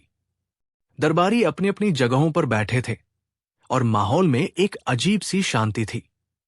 जफर खान धीरे धीरे अकबर के सिंहासन के पास गया और अदब से झुककर बोला, जहां पनाह, आपकी सल्तनत सूरज की तरह चमक रही है। आपका महल, ये आगरा का किला, स्वर्ग से भी सुंदर है। मैंने सुना है कि इसे बनाने में दुनिया के सबसे बेहतरीन कारीगरों ने अपना खून पसीना एक कर दिया था। अकबर मुस्कुराए। अपनी तारीफ सुनना भला किसे पसंद नहीं होता। उन्होंने कहा, तुम सही कहते हो जफर खान। ये महल सिर्फ ईंट पत्थरों की इमारत नहीं, ये हमारी सल्तनत की शान है, हमारी ताकत का प्रतीक है। इसकी हर दीवार, हर खंभा, हर नक्काशी एक कहानी कहती है। ये सुनते ही जफर खान को अपना मौका मिल गया। उसने बड़ी चालाकी से अपनी बात आगे रखी। गुस्ताखी माफ हो जहां पनाह, पर मेरे मन में कई दिनों से एक सवाल कौंध रहा है। हम सब इस महल की खूबसूरती की तारीफ तो करते हैं, पर क्या दरबार में कोई ऐसा बुद्धिमान है जो ये बता सके कि इस आलीशान महल में कुल खंभे कितने हैं? ये सवाल सुनते ही पूरे दरबार में सन्नाटा छा गया। सब एक दूसरे का मुंह देखने लगे। ये एक ऐसा सवाल था जिसके बारे में किसी ने कभी सोचा ही नहीं था। अकबर भी चौंक गए और बोले, खंभे? ये तो बड़ा दिलचस्प सवाल है जफर खान, हमने भी कभी इस पर गौर नहीं किया। अकबर की नजर पूरे दरबार पर घूमी। उनकी आंखों में एक चुनौती का भाव था। वो अपने दरबारियों की काबिलियत को परखना चाहते थे। उन्होंने ऊंची आवाज में पूछा, क्या हमारे दरबार में कोई है? कोई ऐसा बुद्धिमान, कोई ऐसा गणितज्ञ जो हमें यह बता सके कि आगरा के इस किले में, हमारे इस महल में कुल कितने खंभे लगे हैं? दरबार में कानाफूसी शुरू हो गई। बड़े बड़े मंत्री जो खुद को बहुत ज्ञानी समझते थे, सिर झुकाकर खड़े हो गए। वित्त मंत्री राजा टोडरमल, जो हिसाब किताब के बादशाह माने जाते थे, भी सोच में पड़ गए और बोले, जहांपनाह, ये काम तो लगभग नामुमकिन है। महल इतना विशाल है, इसमें अनगिनत दालान हैं, कमरे हैं, तहखाने हैं, हर जगह छोटे बड़े संगमरमर के, लाल पत्थर के, अलग अलग तरह के खंभे हैं। इन्हें गिनने में महीनों, शायद सालों लग जाएंगे, और फिर भी सही गिनती हो पाएगी, इसमें संदेह है। यह सुनकर जफर खान मन ही मन मुस्कुरा रहा था। उसका तीर निशाने पर लगा था। अकबर थोड़े निराश होकर बोले, क्या मतलब? हमारी सल्तनत में एक भी ऐसा शख्स नहीं जो हमारे एक छोटे से सवाल का जवाब दे सके? यह तो बड़ी शर्म की बात है। तभी अकबर की नजर बीरबल पर पड़ी, जो अब तक शांत खड़े सब कुछ देख और सुन रहे थे। अकबर ने मुस्कुराते हुए पूछा, अरे, हम तो भूल ही गए थे, हमारा बीरबल तो यहां मौजूद है। क्यों बीरबल, क्या तुम भी बाकी दरबारियों की तरह हार मान गए, या तुम्हारे पास हमारे इस सवाल का कोई जवाब है? अब सबकी निगाहें बीरबल पर थी। बीरबल धीरे धीरे आगे बढ़े और बादशाह के सामने सिर झुकाकर शांत और आत्मविश्वास से भरी आवाज में बोले, जहांपनाह, आपके हुक्म की तामील करना मेरा फर्ज है। मैं आपके सवाल का जवाब जरूर दूंगा। मैं आपको बताऊंगा कि इस महल में कुल कितने खंभे हैं। ये सुनते ही दरबार में एक हलचल मच गई। जफर खान हैरान रह गया। उसे यकीन था कि बीरबल भी इसे नामुमकिन बताकर हार मान लेंगे। अकबर खुश होकर बोले, शाबाश बीरबल, हमें तुमसे यही उम्मीद थी। तो बताओ, जल्दी बताओ, कितने खंभे हैं हमारे महल में? बीरबल ने जवाब दिया, जहांपनाह, ये गिनती कोई हवा में नहीं की जा सकती। ये एक बहुत बड़ा और पेचीदा काम है। मुझे इसके लिए थोड़ा समय चाहिए होगा। जफर खान ने तुरंत टोकते हुए कहा, समय? कैसा समय? ये तो टालमटोल करने वाली बात हुई। अगर जवाब पता है तो अभी बताइए, वरना मान लीजिए कि आप ये नहीं कर सकते। बीरबल जफर खान की तरफ देखकर मुस्कुराए और बोले, मंत्री जी, सब्र का फल मीठा होता है। जहांपनाह, मुझे बस एक हफ्ते का समय चाहिए।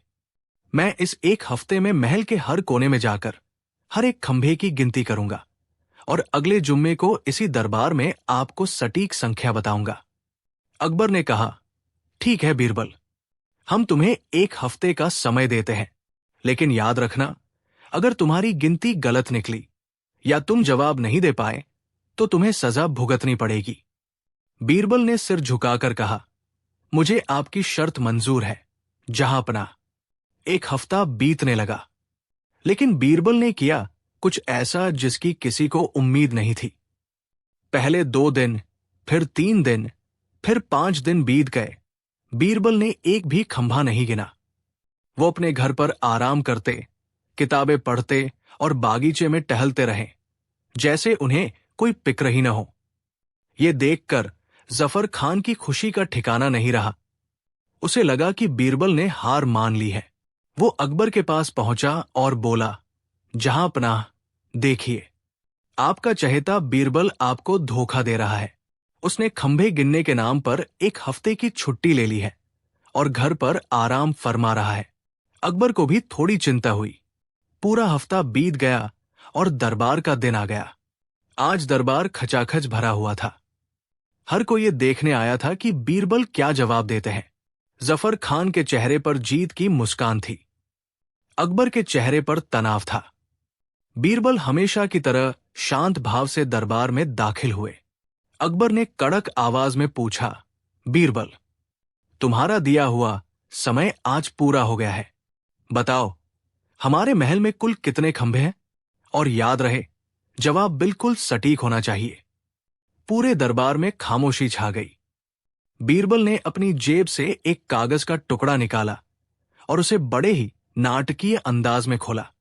उन्होंने ऊंची और साफ आवाज में कहा, जहांपनाह और दरबार में मौजूद सभी सम्मानीय सदस्य, आपकी उत्सुकता अब समाप्त होती है।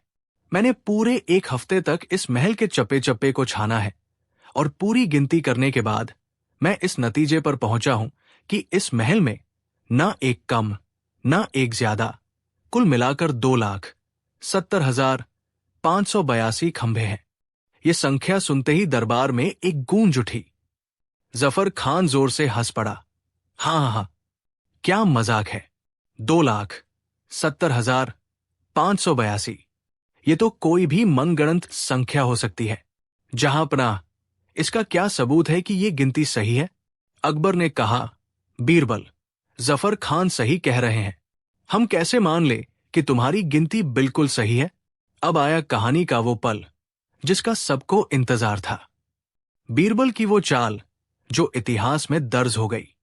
बीरबल जफर खान की तरफ घूमे और मुस्कुराकर बोले, जहांपनाह, मैं तो खुद चाहता हूं कि मेरी गिनती की दोबारा जांच हो, लेकिन इसकी एक छोटी सी शर्त है। कैसी शर्त? अकबर ने पूछा। बीरबल ने कहा, जहांपनाह, शर्त यह है कि अगर कोई मेरी गिनती को चुनौती देना चाहता है तो उसे खुद सारे खंभे दोबारा गिनने होंगे। अगर मेरी बताई संख्या में और उसकी गिनती में एक भी खंभे का फर्क निकला, मतलब अगर मेरी गिनती गलत साबित हुई, तो मैं अपनी गर्दन कटवाने को तैयार हूं। लेकिन अगर दोबारा गिनती करने पर मेरी बताई संख्या ही सही निकली, तो मेरी गिनती पर शक करने वाले शख्स को शाही खजाने में 1 लाख सोने की मोहरें जमा करवानी होंगी, क्योंकि उसने मेरा और पूरे दरबार का कीमती समय बर्बाद किया। ये सुनते ही जफर खान के चेहरे का रंग उड़ गया। उसके माथे पर पसीना आ गया। उसे समझ आ गया था कि वो बीरबल के बुने जाल में बुरी तरह फंस चुका है। बीरबल ने एक ऐसी चाल चली थी जिसका किसी के पास कोई तोड़ नहीं था। बीरबल सीधे जफर खान की आंखों में देखते हुए बोले, तो मंत्री जफर खान जी, आपको मेरी गिनती पर सबसे ज्यादा शक था। मैं आपको ये मौका देता हूं। आप दरबार के कुछ और सदस्यों को साथ लेकर जाइए और गिनती शुरू कीजिए। हम सब आपके नतीजे का इंतजार करेंगे। क्या आप तैयार हैं? जफर खान की बोलती बंद हो गई थी। वो कांपने लगा था। वो हकलाते हुए बोला, नहीं, नहीं, मुझे बीरबल जी की काबिलियत पर पूरा भरोसा है। अगर इन्होंने गिना है तो गिनती सही ही होगी। मुझे कोई शक नहीं है। ये सुनते ही बादशाह अकबर अपनी हंसी रोक नहीं पाए। वो जोर जोर से हंसने लगे। उनके साथ पूरा दरबार भी हंसने लगा। जफर खान का चेहरा शर्म से लाल हो चुका था। अकबर ने हंसते हुए कहा, वाह बीरबल, वाह, मान गए तुम्हारी बुद्धि को। तुमने न सिर्फ हमारे सवाल का जवाब दिया, बल्कि सवाल पूछने वाले को ही ऐसा जवाब दिया कि उसकी बोलती बंद हो गई। तुमने साबित कर दिया कि समस्याओं को सुलझाने के लिए सिर्फ मेहनत ही नहीं, दिमाग की भी जरूरत होती है। अकबर ने अपने गले से कीमती मोतियों की माला उतारकर बीरबल को पहना दी। ये कहानी हमें सिखाती है कि जीवन में कई बार हमारे सामने ऐसी चुनौतियां आती हैं जिनका सीधा जवाब देना नामुमकिन होता है। ऐसे समय में हमें समस्या की जड़ को समझना होता है। बीरबल जानते थे कि बादशाह को खंभों की सही संख्या से कोई मतलब नहीं था। वो तो बस अपने दरबारियों की बुद्धि परखना चाहते थे। उन्होंने एक ऐसा जवाब दिया जिसे कोई चुनौती नहीं दे सकता था, और साबित कर दिया कि बुद्धि बल से कहीं ज्यादा बड़ी होती है। कहानी 7। बात उन दिनों की है जब आगरा शहर अपनी खुशहाली के लिए जाना जाता था। लेकिन उसी शहर की एक तंग गली में एक ऐसा आदमी रहता था जिससे हर कोई डरता था। वो कोई डाकू नहीं था, नहीं कोई हत्यारा। उसका नाम था गंगू। गंगू एक साधारण सा झाड़ू लगाने वाला सेवक था। लेकिन पूरे आगरा में ये अफवाह फैली हुई थी कि गंगू दुनिया का सबसे बड़ा मनहूस आदमी है। लोगों का मानना था कि अगर सुबह सुबह किसी ने गंगू का चेहरा देख लिया तो उस दिन उसे खाना नसीब नहीं होता, या तो उसका कोई एक्सीडेंट हो जाता है या कोई बुरी खबर मिलती है। बाजार में गंगू जिधर से निकलता, लोग अपनी दुकानें बंद कर लेते, औरतें अपने बच्चों की आंखें बंद कर देती। बेचारा गंगू सर झुकाकर दुनिया की नफरत सहता हुआ जी रहा था। ये बात उड़ते उड़ते बादशाह अकबर के कानों तक भी जा पहुंची। अकबर एक न्यायप्रिय राजा थे, लेकिन वे इंसान भी थे और उस जमाने में वहम और अंधविश्वास का बोलबाला था। एक दिन दरबार में चर्चा छिड़ी। दरबारी ने कहा कि जहांपनाह, आपने उस गंगू के बारे में सुना? गजब की मनहूसियत है उसके चेहरे पर। कल मेरे पड़ोसी ने उसे देख लिया था। शाम को उसकी भैंस चोरी हो गई। मुल्ला दो प्याजा ने कहा कि अरे भैंस छोड़िए, मैंने सुना है वजीर साहब ने उसे देखा था तो सीढ़ियों से गिरते गिरते बचे। अकबर ने हैरानी से पूछा कि क्या वाकई, क्या किसी इंसान का चेहरा इतना अशुभ हो सकता है कि उसे देखने भर से दिन खराब हो जाए? हमें तो ये सब कोरा वहम लगता है।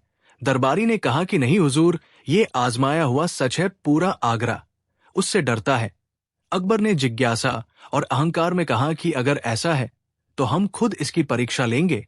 हम देखना चाहते हैं कि क्या वाकई गंगू मनहूस है या ये प्रजा का सिर्फ एक डर है। सिपाहियों, जाओ और उस गंगू को हमारे महल में लेकर आओ। बेचारा गंगू थरथर कांप रहा था। उसे लगा कि उसने कोई अपराध कर दिया है। उसे लाकर शाही मेहमान खाने के पास एक छोटे से कमरे में ठहराया गया। अकबर ने आदेश दिया कि इसे आज रात यही रखो। कल सुबह उठते ही हम सबसे पहले इसी का चेहरा देखेंगे, फिर देखते हैं कि हमारा दिन कैसा जाता है। रात गुजरी। सूरज की पहली किरण के साथ बादशाह अकबर की आंख खुली। वे अपने बिस्तर से उठे और सीधे उस कमरे की तरफ गए जहां गंगू को रखा गया था। गंगू हाथ जोड़कर खड़ा था। अकबर ने कहा कि सिर उठाओ। गंगू गंगू कांपते हुए बोला, हुजूर। अकबर ने कहा कि हमने तुम हारा चेहरा देख लिया है, अब तुम जा सकते हो। देखते हैं आज हमारे साथ क्या होता है। अकबर ने गंगू का चेहरा देखा और अपने दिनचर्या के लिए आगे बढ़ गए। शुरुआत में सब कुछ सामान्य लगा। अकबर ने सोचा कि लोग बेवकूफ है, बेकार में उस गरीब को बदनाम कर रखा है। लेकिन कहानी में असली मोड़ अब आने वाला था। अकबर गंगू के कमरे से निकलकर वापस अपने कक्ष में जा रहे थे। उनका ध्यान कहीं और था। अचानक अकबर का पैर संगमरमर की चौखट से बुरी तरह टकराया। अंगूठे में तेज दर्द हुआ। खून तो नहीं निकला, लेकिन दर्द इतना था कि बादशाह वही बैठ गए। अकबर दर्द में बोले, उफ, आज तक कभी इस चौखट से नहीं टकराए। क्या ये गंगू का असर है? नहीं नहीं, ये बस एक संयोग होगा। वैद्य ने आकर मरहम लगाया। दर्द थोड़ा कम हुआ तो बादशाह को जोरों की भूख लगी। वे भोजन कक्ष में गए। शाही दस्तरख्वान पर तरह तरह के पकवान सजे थे। फलों का रस, मेवे, पराठे, खुशबू से पूरा कमरा महक रहा था। अकबर ने जैसे ही फलों के रस का प्याला होठों तक ले जाना चाहा, भिनभिनाती हुई एक बड़ी सी मक्खी सीधे प्याले में जा गिरी। अकबर झुंझलाकर बोले, हटाओ, इसे दूसरा प्याला लाओ।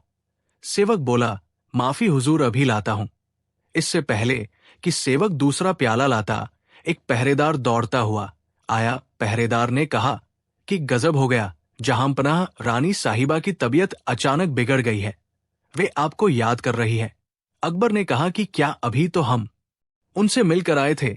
अकबर को नाश्ता छोड़ना पड़ा। वे भूखे पेट ही रनिवास की ओर भागे। रानी साहिबा को बस मामूली चक्कर आया था, लेकिन वैद्य ने कहा कि बादशाह को अभी यही रुकना होगा। इस चक्कर में दोपहर हो गई। अकबर के पेट में चूहे दौड़ रहे थे। दोपहर को बादशाह दरबार में जाने के लिए तैयार हुए। उन्हें लगा अब तो खाना मिलेगा, लेकिन जैसे ही वे रसोई की ओर मुड़े, खबर आई कि रसोई घर में आग लग गई है। हालांकि आग छोटी थी, लेकिन धुएं की वजह से सारा खाना बर्बाद हो चुका था। बादशाह का गुस्सा अब सातवें आसमान पर था। सुबह से एक दाना पेट में नहीं गया था। अंगूठे का दर्द अलग सता रहा था। अकबर गुस्से में चिल्लाते हुए बोले, ये क्या हो रहा है? आज सुबह से एक पल का चैन नहीं, न खाना मिला न सुकून। पैर टूटा सो अलग शाम ढल चुकी थी। अकबर जो दुनिया के सबसे ताकतवर बादशाह थे, आज भूख और थकान से बेहाल थे। उनके दिमाग में सिर्फ एक ही ख्याल गूंज रहा था, गंगू। अकबर ने कहा कि सिपाहियों, उस मनहूस गंगू को अभी मेरे सामने पेश करो। गंगू को घसीटते हुए लाया गया। अकबर ने कहा कि तुम वाकई मनहूस हो। लोग सच कहते थे। आज सुबह मैंने तुम्हारा चेहरा देखा और नतीजा देखो, मेरे पैर में चोट लगी, मेरी बेगम बीमार हुई, शाही रसोई में आग लग गई और मुझे हिंदुस्तान के बादशाह को पूरे दिन भूखा रहना पड़ा। गंगू रोते हुए बोला, दुहाई हो सरकार, मैं बेकसूर हूं। ये सब तो संयोग है। अकबर ने कहा, खामोश, ये संयोग नहीं, तुम्हारी मनहूसियत है। अगर तुम जिंदा रहे तो जाने कितनों का दिन खराब करोगे। तुम समाज के लिए खतरा हो। मैं जलालुद्दीन मोहम्मद अकबर तुम्हें मौत की सजा सुनाता हूं। कल सुबह तुम्हें सरेआम फांसी दी जाएगी, ताकि कोई और तुम्हारी परछाई से भी न गुजरे। दरबार सन्न रह गया। गंगू के पैरों तले जमीन खिसक गई। वो चीखता रहा, गिड़गिड़ाता रहा, लेकिन भूखे और चिढ़े हुए बादशाह ने एक न सुनी। उसे काल कोठारी में डाल दिया गया। ये खबर जंगल की आग की तरह पूरे शहर में फैल गई कि बादशाह ने मनहूस को फांसी की सजा दी। जब बीरबल को यह पता चला तो उन्हें बहुत दुख हुआ। वे समझ गए कि बादशाह अंधविश्वास और भूख के कारण अपना विवेक खो बैठे हैं। एक निर्दोष की जान बचाना बीरबल का धर्म था। बीरबल तुरंत काल कोठरी में गए। वहां गंगू जमीन पर पड़ा रो रहा था। बीरबल ने कहा, गंगू चुप हो जाओ। गंगू बोला, बीरबल जी, मुझे बचा लीजिए, मैंने कुछ नहीं किया। क्या बदसूरत होना या गरीब होना गुनाह है? बीरबल ने कहा, हिम्मत मत हारो गंगू, मैं तुम्हें बचा लूंगा, बस जैसा मैं कहूं कल सुबह वैसा ही करना। तुम्हें बादशाह के सामने एक सवाल पूछना होगा। बीरबल गंगू के कान में कुछ फुसफुसाए।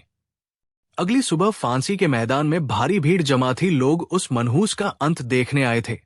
अकबर भी वहां मौजूद थे। उनका गुस्सा अब थोड़ा शांत था, लेकिन शाही आदेश बदला नहीं जा सकता था। जल्लाद ने गंगू के गले में फंदा डालने की तैयारी की। जल्लाद ने पूछा, तेरी आखिरी ख्वाहिश क्या है? गंगू ने ऊंची आवाज में कहा, मेरी आखिरी ख्वाहिश ये है कि मैं अपने बादशाह से एक सवाल पूछना चाहता हूं, और मैं चाहता हूं कि पूरी प्रजा उस सवाल को सुने। अकबर ने कहा, पूछो गंगू। मरते हुए इंसान की बात हम नहीं टालते। गंगू ने कहा, जहांपनाह, आपने मुझे मौत की सजा क्यों दी? अकबर ने कहा, क्योंकि तुम मनहूस हो।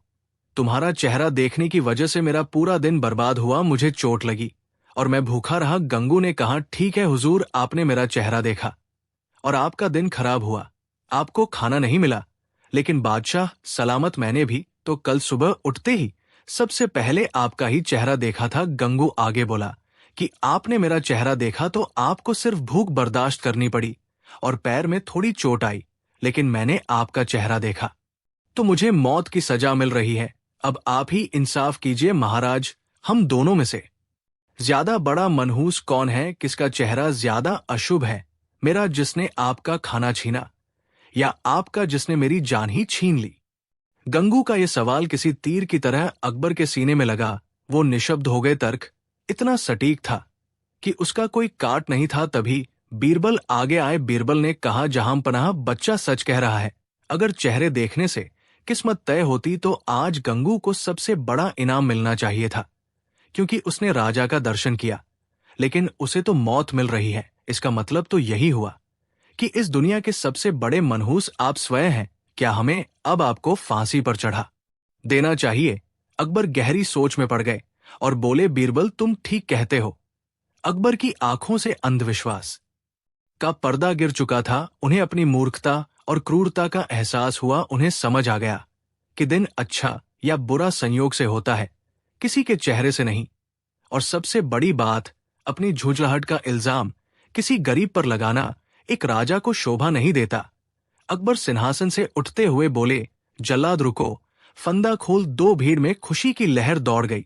अकबर ने कहा, गंगू, हमें माफ कर दो, हम वहम में अंधे हो गए थे। बीरबल ने, और तुम्हारे इस सवाल ने आज हमारी आंखें खोल दी। तुम मनहूस नहीं हो, मनहूस तो हमारी वो सोच थी। बादशाह अकबर ने गंगू को न केवल रिहा किया, बल्कि उसे माफी के तौर पर सोने की 100 मोहरें दी और उसे शाही बागीचे में नौकरी भी दे दी। साथ ही पूरे राज्य में घोषणा करवाई कि आज के बाद किसी को भी मनहूस कहकर अपमानित नहीं किया जाएगा। उस दिन के बाद से आगरा में किसी ने गंगू को देखकर रास्ता नहीं बदला तो दोस्तों, इस कहानी से हमें क्या सीख मिलती है? पहली, ये कि अंधविश्वास कमजोरी है। बिल्ली का रास्ता काटना, छींक आना या किसी का चेहरा देखना, ये सब सिर्फ हमारे मन का डर है। अच्छा और बुरा वक्त सबके जीवन में आता है, उसका किसी और इंसान से कोई लेना देना नहीं होता। दूसरी सीख ये कि तर्क की शक्ति। बीरबल ने सिखाया कि बड़ी से बड़ी मुसीबत को भी सही तर्क और बुद्धिमानी से टाला जा सकता है। और तीसरी ये कि दूसरों को दोष देना बंद करें। जब हमारा दिन खराब होता है तो हम दूसरों को दोष देने लगते हैं, जबकि अक्सर वजह हमारी अपनी लापरवाही या संयोग होता है।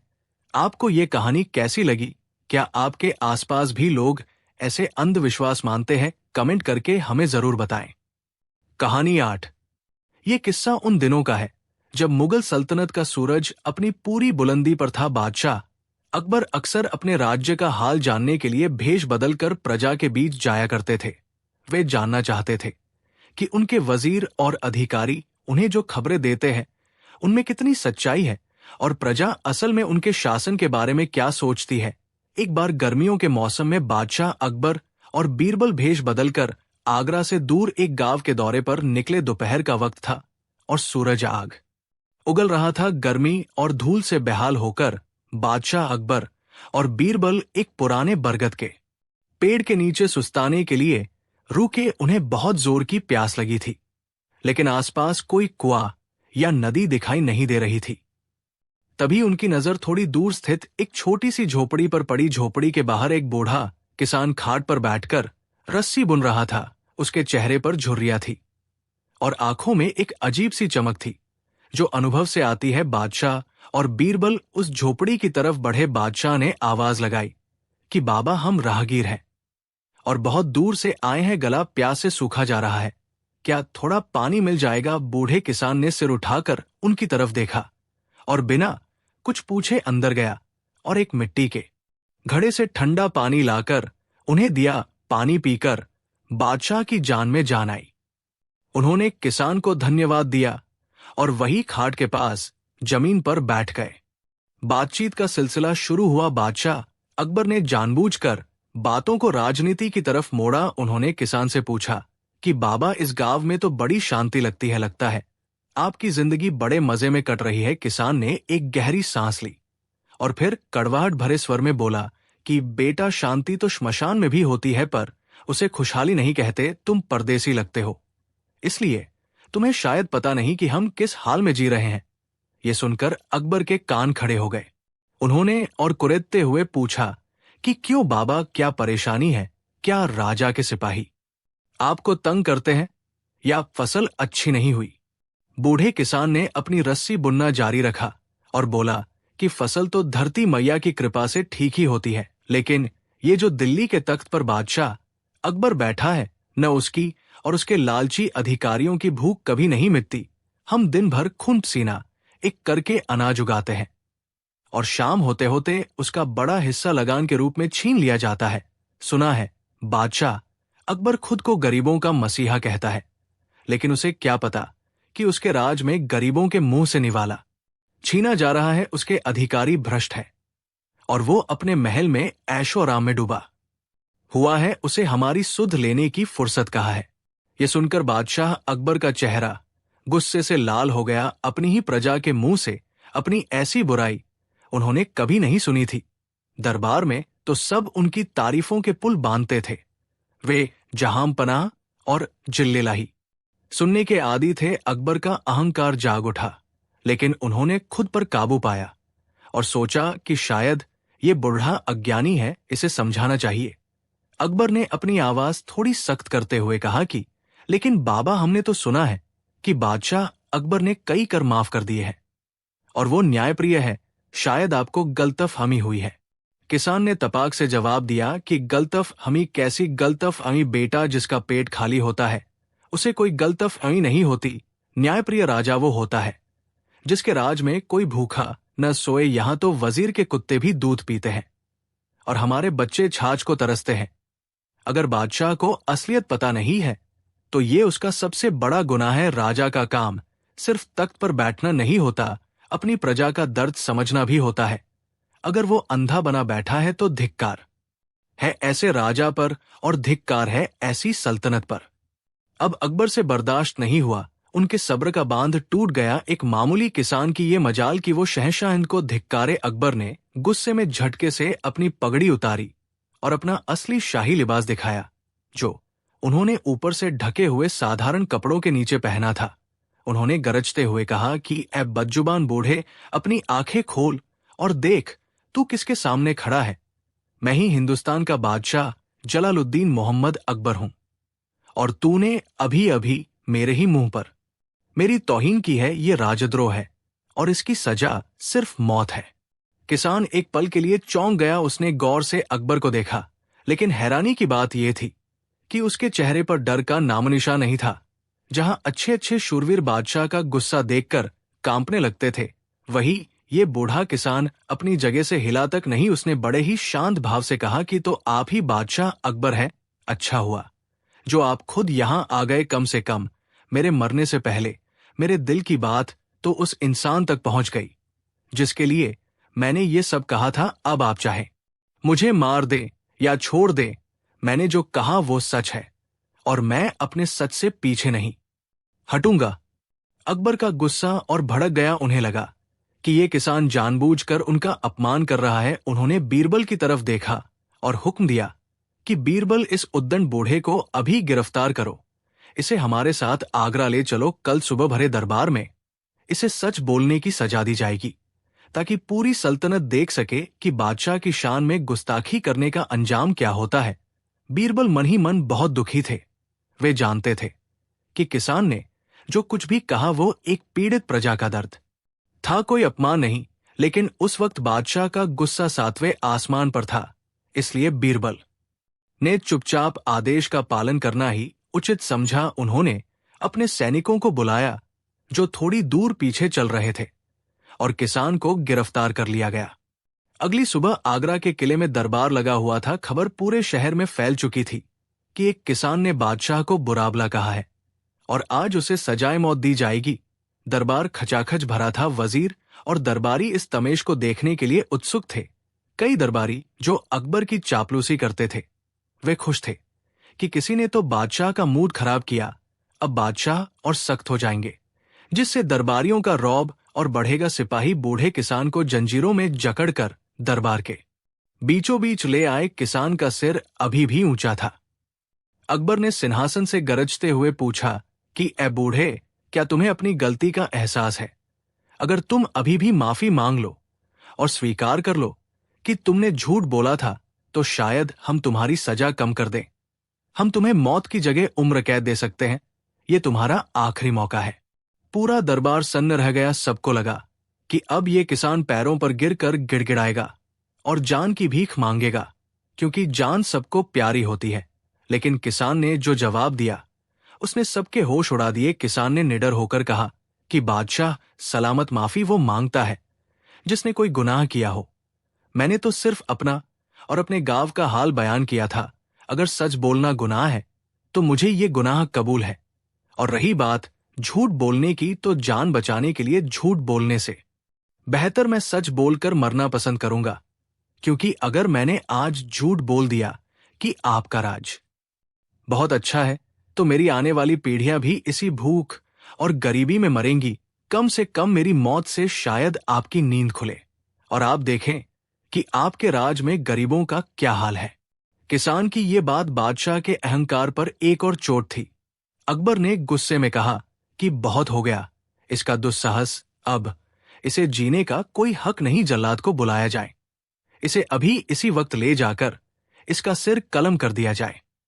तभी बीरबल अपनी जगह से उठे और बोले कि जहां पनाह, गुस्ताखी माफ हो, लेकिन सजा देने से पहले क्या मैं इस मुजरिम से एक आखिरी सवाल पूछ सकता हूं?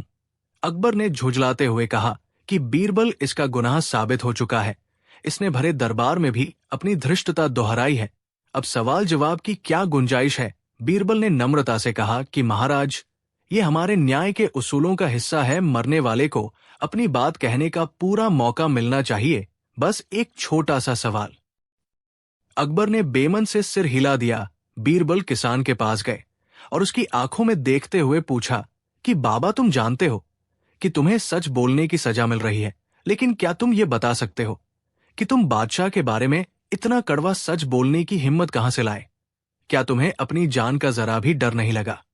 किसान ने मुस्कुराते हुए बीरबल की तरफ देखा और फिर बादशाह की ओर मुखातिब होकर बोला कि दीवान जी, डर तो उसे लगता है जिसके पास खोने के लिए कुछ हो। मेरे पास बचा ही क्या है?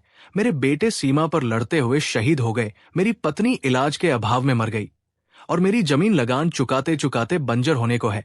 जब इंसान के पास उम्मीद ही न बचे तो डर कैसा? और रही बात हिम्मत की, तो मैंने सोचा कि बादशाह को तो दिन रात मीठा झूठ बोलने वाले बहुत मिलते होंगे जो उनकी झूठी तारीफ करके अपना घर भरते हैं, लेकिन कोई तो ऐसा होना चाहिए जो उन्हें आईना दिखाए, जो उन्हें बताए कि उनके चेहरे पर दाग है, ताकि वे उसे साफ कर सकें। अगर आईना दिखाने की सजा टूटना है तो मुझे मंजूर है, लेकिन याद रखिएगा महाराज, आईना तोड़ने से चेहरे के दाग साफ नहीं होते, दाग तो धोने से ही जाएंगे। किसान के इस जवाब ने दरबार में सन्नाटा खींच दिया। आईना तोड़ने से दाग साफ नहीं होते, ये वाक्य तीर की तरह सीधा अकबर के दिल में जाकर लगा। बीरबल ने मौके की नजाकत को समझते हुए तुरंत बात पकड़ी और अकबर से कहा कि जहांपनाह, सुना आपने, ये बूढ़ा आदमी आपका दुश्मन नहीं है, बल्कि ये तो आपका सबसे बड़ा शुभ चिंतक है। अकबर ने हैरान होकर बीरबल की तरफ देखा और पूछा कि बीरबल, तुम ये क्या कह रहे हो? इसने हमारी तौहीन की और तुम इसे शुभ चिंतक बता रहे हो। बीरबल ने समझाया कि हुजूर, जरा सोचिए, आपके दरबार में हजारों लोग हैं, लेकिन क्या किसी में इतनी हिम्मत है कि वो आपको आपकी कमियां बता सके? सब सिर्फ वही कहते हैं जो आप सुनना चाहते हैं। वे आपको मीठा जहर दे रहे हैं जिससे आप हकीकत से दूर होते जा रहे हैं। लेकिन इस बूढ़े ने अपनी जान की परवाह न करते हुए आपको कड़वी दवा दी है ताकि आपके राज का स्वास्थ्य सुधर सके। सच कड़वा जरूर होता है महाराज, लेकिन वो इलाज भी करता है। अगर आज आपने इसे मार दिया तो भविष्य में कोई भी इंसान आपके सामने सच बोलने की हिम्मत नहीं करेगा। आप हमेशा झूठ और चापलूसी के अंधेरे में घिरे रहेंगे। ये किसान उस आईने की तरह है जो आपको सच दिखा रहा है। एक बुद्धिमान राजा आईना तोड़ने वाले को सजा नहीं देता, बल्कि आईने में देखकर खुद को संवारता है। बीरबल की बातों ने अकबर के दिमाग पर पड़ा गुस्से का पर्दा हटा दिया। वे गहरी सोच में डूब गए। किसान के शब्द उनके कानों में गूंज रहे थे। आईना तोड़ने से दाग साफ नहीं होते।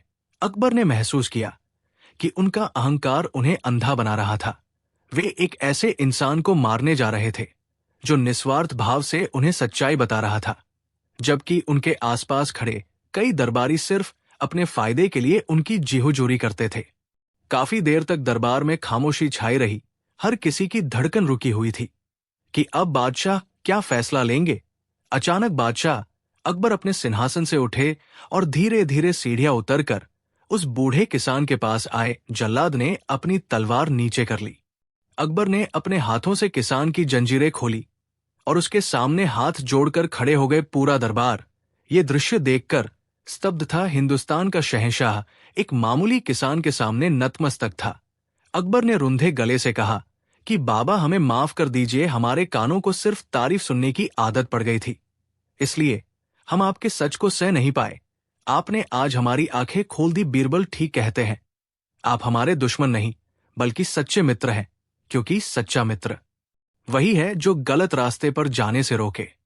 अकबर ने वजीर को आदेश दिया कि इस किसान के गांव का पूरा लगान हमेशा के लिए माफ कर दिया जाए और शाही खजाने से इसे इतना धन दिया जाए कि इसकी बाकी जिंदगी आराम से कटे। साथ ही अकबर ने यह भी घोषणा की कि आज से हमारे दरबार में सच बोलने वाले को सजा नहीं बल्कि इनाम दिया जाएगा, चाहे वो सच कितना ही कड़वा क्यों न हो। बूढ़े किसान की आंखों में आंसू आ गए। उसने कांपते हाथों से बादशाह के सिर पर हाथ रखकर आशीर्वाद दिया। उस दिन न सिर्फ एक किसान की जान बची, बल्कि बादशाह अकबर का राजधर्म भी बच गया। उस दिन सच की जीत हुई। तो दोस्तों, इस कहानी से हमें क्या सीख मिलती है? सबसे पहली और बड़ी सीख यह है कि सच बोलने के लिए बहुत हिम्मत चाहिए होती है, लेकिन सच की ताकत दुनिया की किसी भी तलवार से बड़ी होती है। झूठ के पैर नहीं होते, वो ज्यादा दूर तक नहीं चल सकता, लेकिन सच अगर एक बार खड़ा हो जाए तो उसे कोई गिरा नहीं सकता। दूसरी सीख यह है कि निंदक नियरे राखिए, आंगन कुटी छवाए, यानी जो हमारी निंदा करते हैं या हमें हमारी कमियां बताते हैं, उन्हें हमें अपना दुश्मन नहीं समझना चाहिए, बल्कि उन्हें अपने पास रखना चाहिए, क्योंकि वही हमें बेहतर इंसान बनने में मदद करते हैं। जो लोग सिर्फ हमारी तारीफ करते हैं वे अक्सर हमारे पतन का कारण बनते हैं, लेकिन जो हमारी गलतियों पर हमें टोकते हैं वही हमारे असली शुभ चिंतक होते हैं। और तीसरी सीख उन लोगों के लिए है जो सत्ता या ताकत के नशे में चूर है। कहानी हमें सिखाती है कि पद और शक्ति का अहंकार इंसान को अंधा बना देता है। एक अच्छा लीडर या मुखिया वही है जो कड़वी से कड़वी आलोचना को भी सकारात्मक रूप से ले और अपनी कमियों को सुधारने का प्रयास करे। अगर अकबर उस दिन अपने अहंकार में उस किसान को मार देते तो वे इतिहास में एक क्रूर शासक के रूप में दर्ज होते, लेकिन अपनी गलती मानकर और सच को स्वीकार करके उन्होंने महानता का परिचय दिया। दोस्तों, आज के दौर में भी हमें ऐसे ही साहस की जरूरत है। हम अक्सर बॉस के डर से, समाज के डर से या किसी के बुरा मान जाने के डर से सच बोलने से कतराते हैं। हम सोचते हैं कि झूठ बोलकर हम सुरक्षित रहेंगे, लेकिन याद रखिए, झूठ बोलकर मिली सुरक्षा उस बुलबुले की तरह है जो कभी भी फूट सकता है, जबकि सच बोलकर उठाई गई मुसीबत उस नींव की तरह है जिस पर एक मजबूत चरित्र का निर्माण होता है।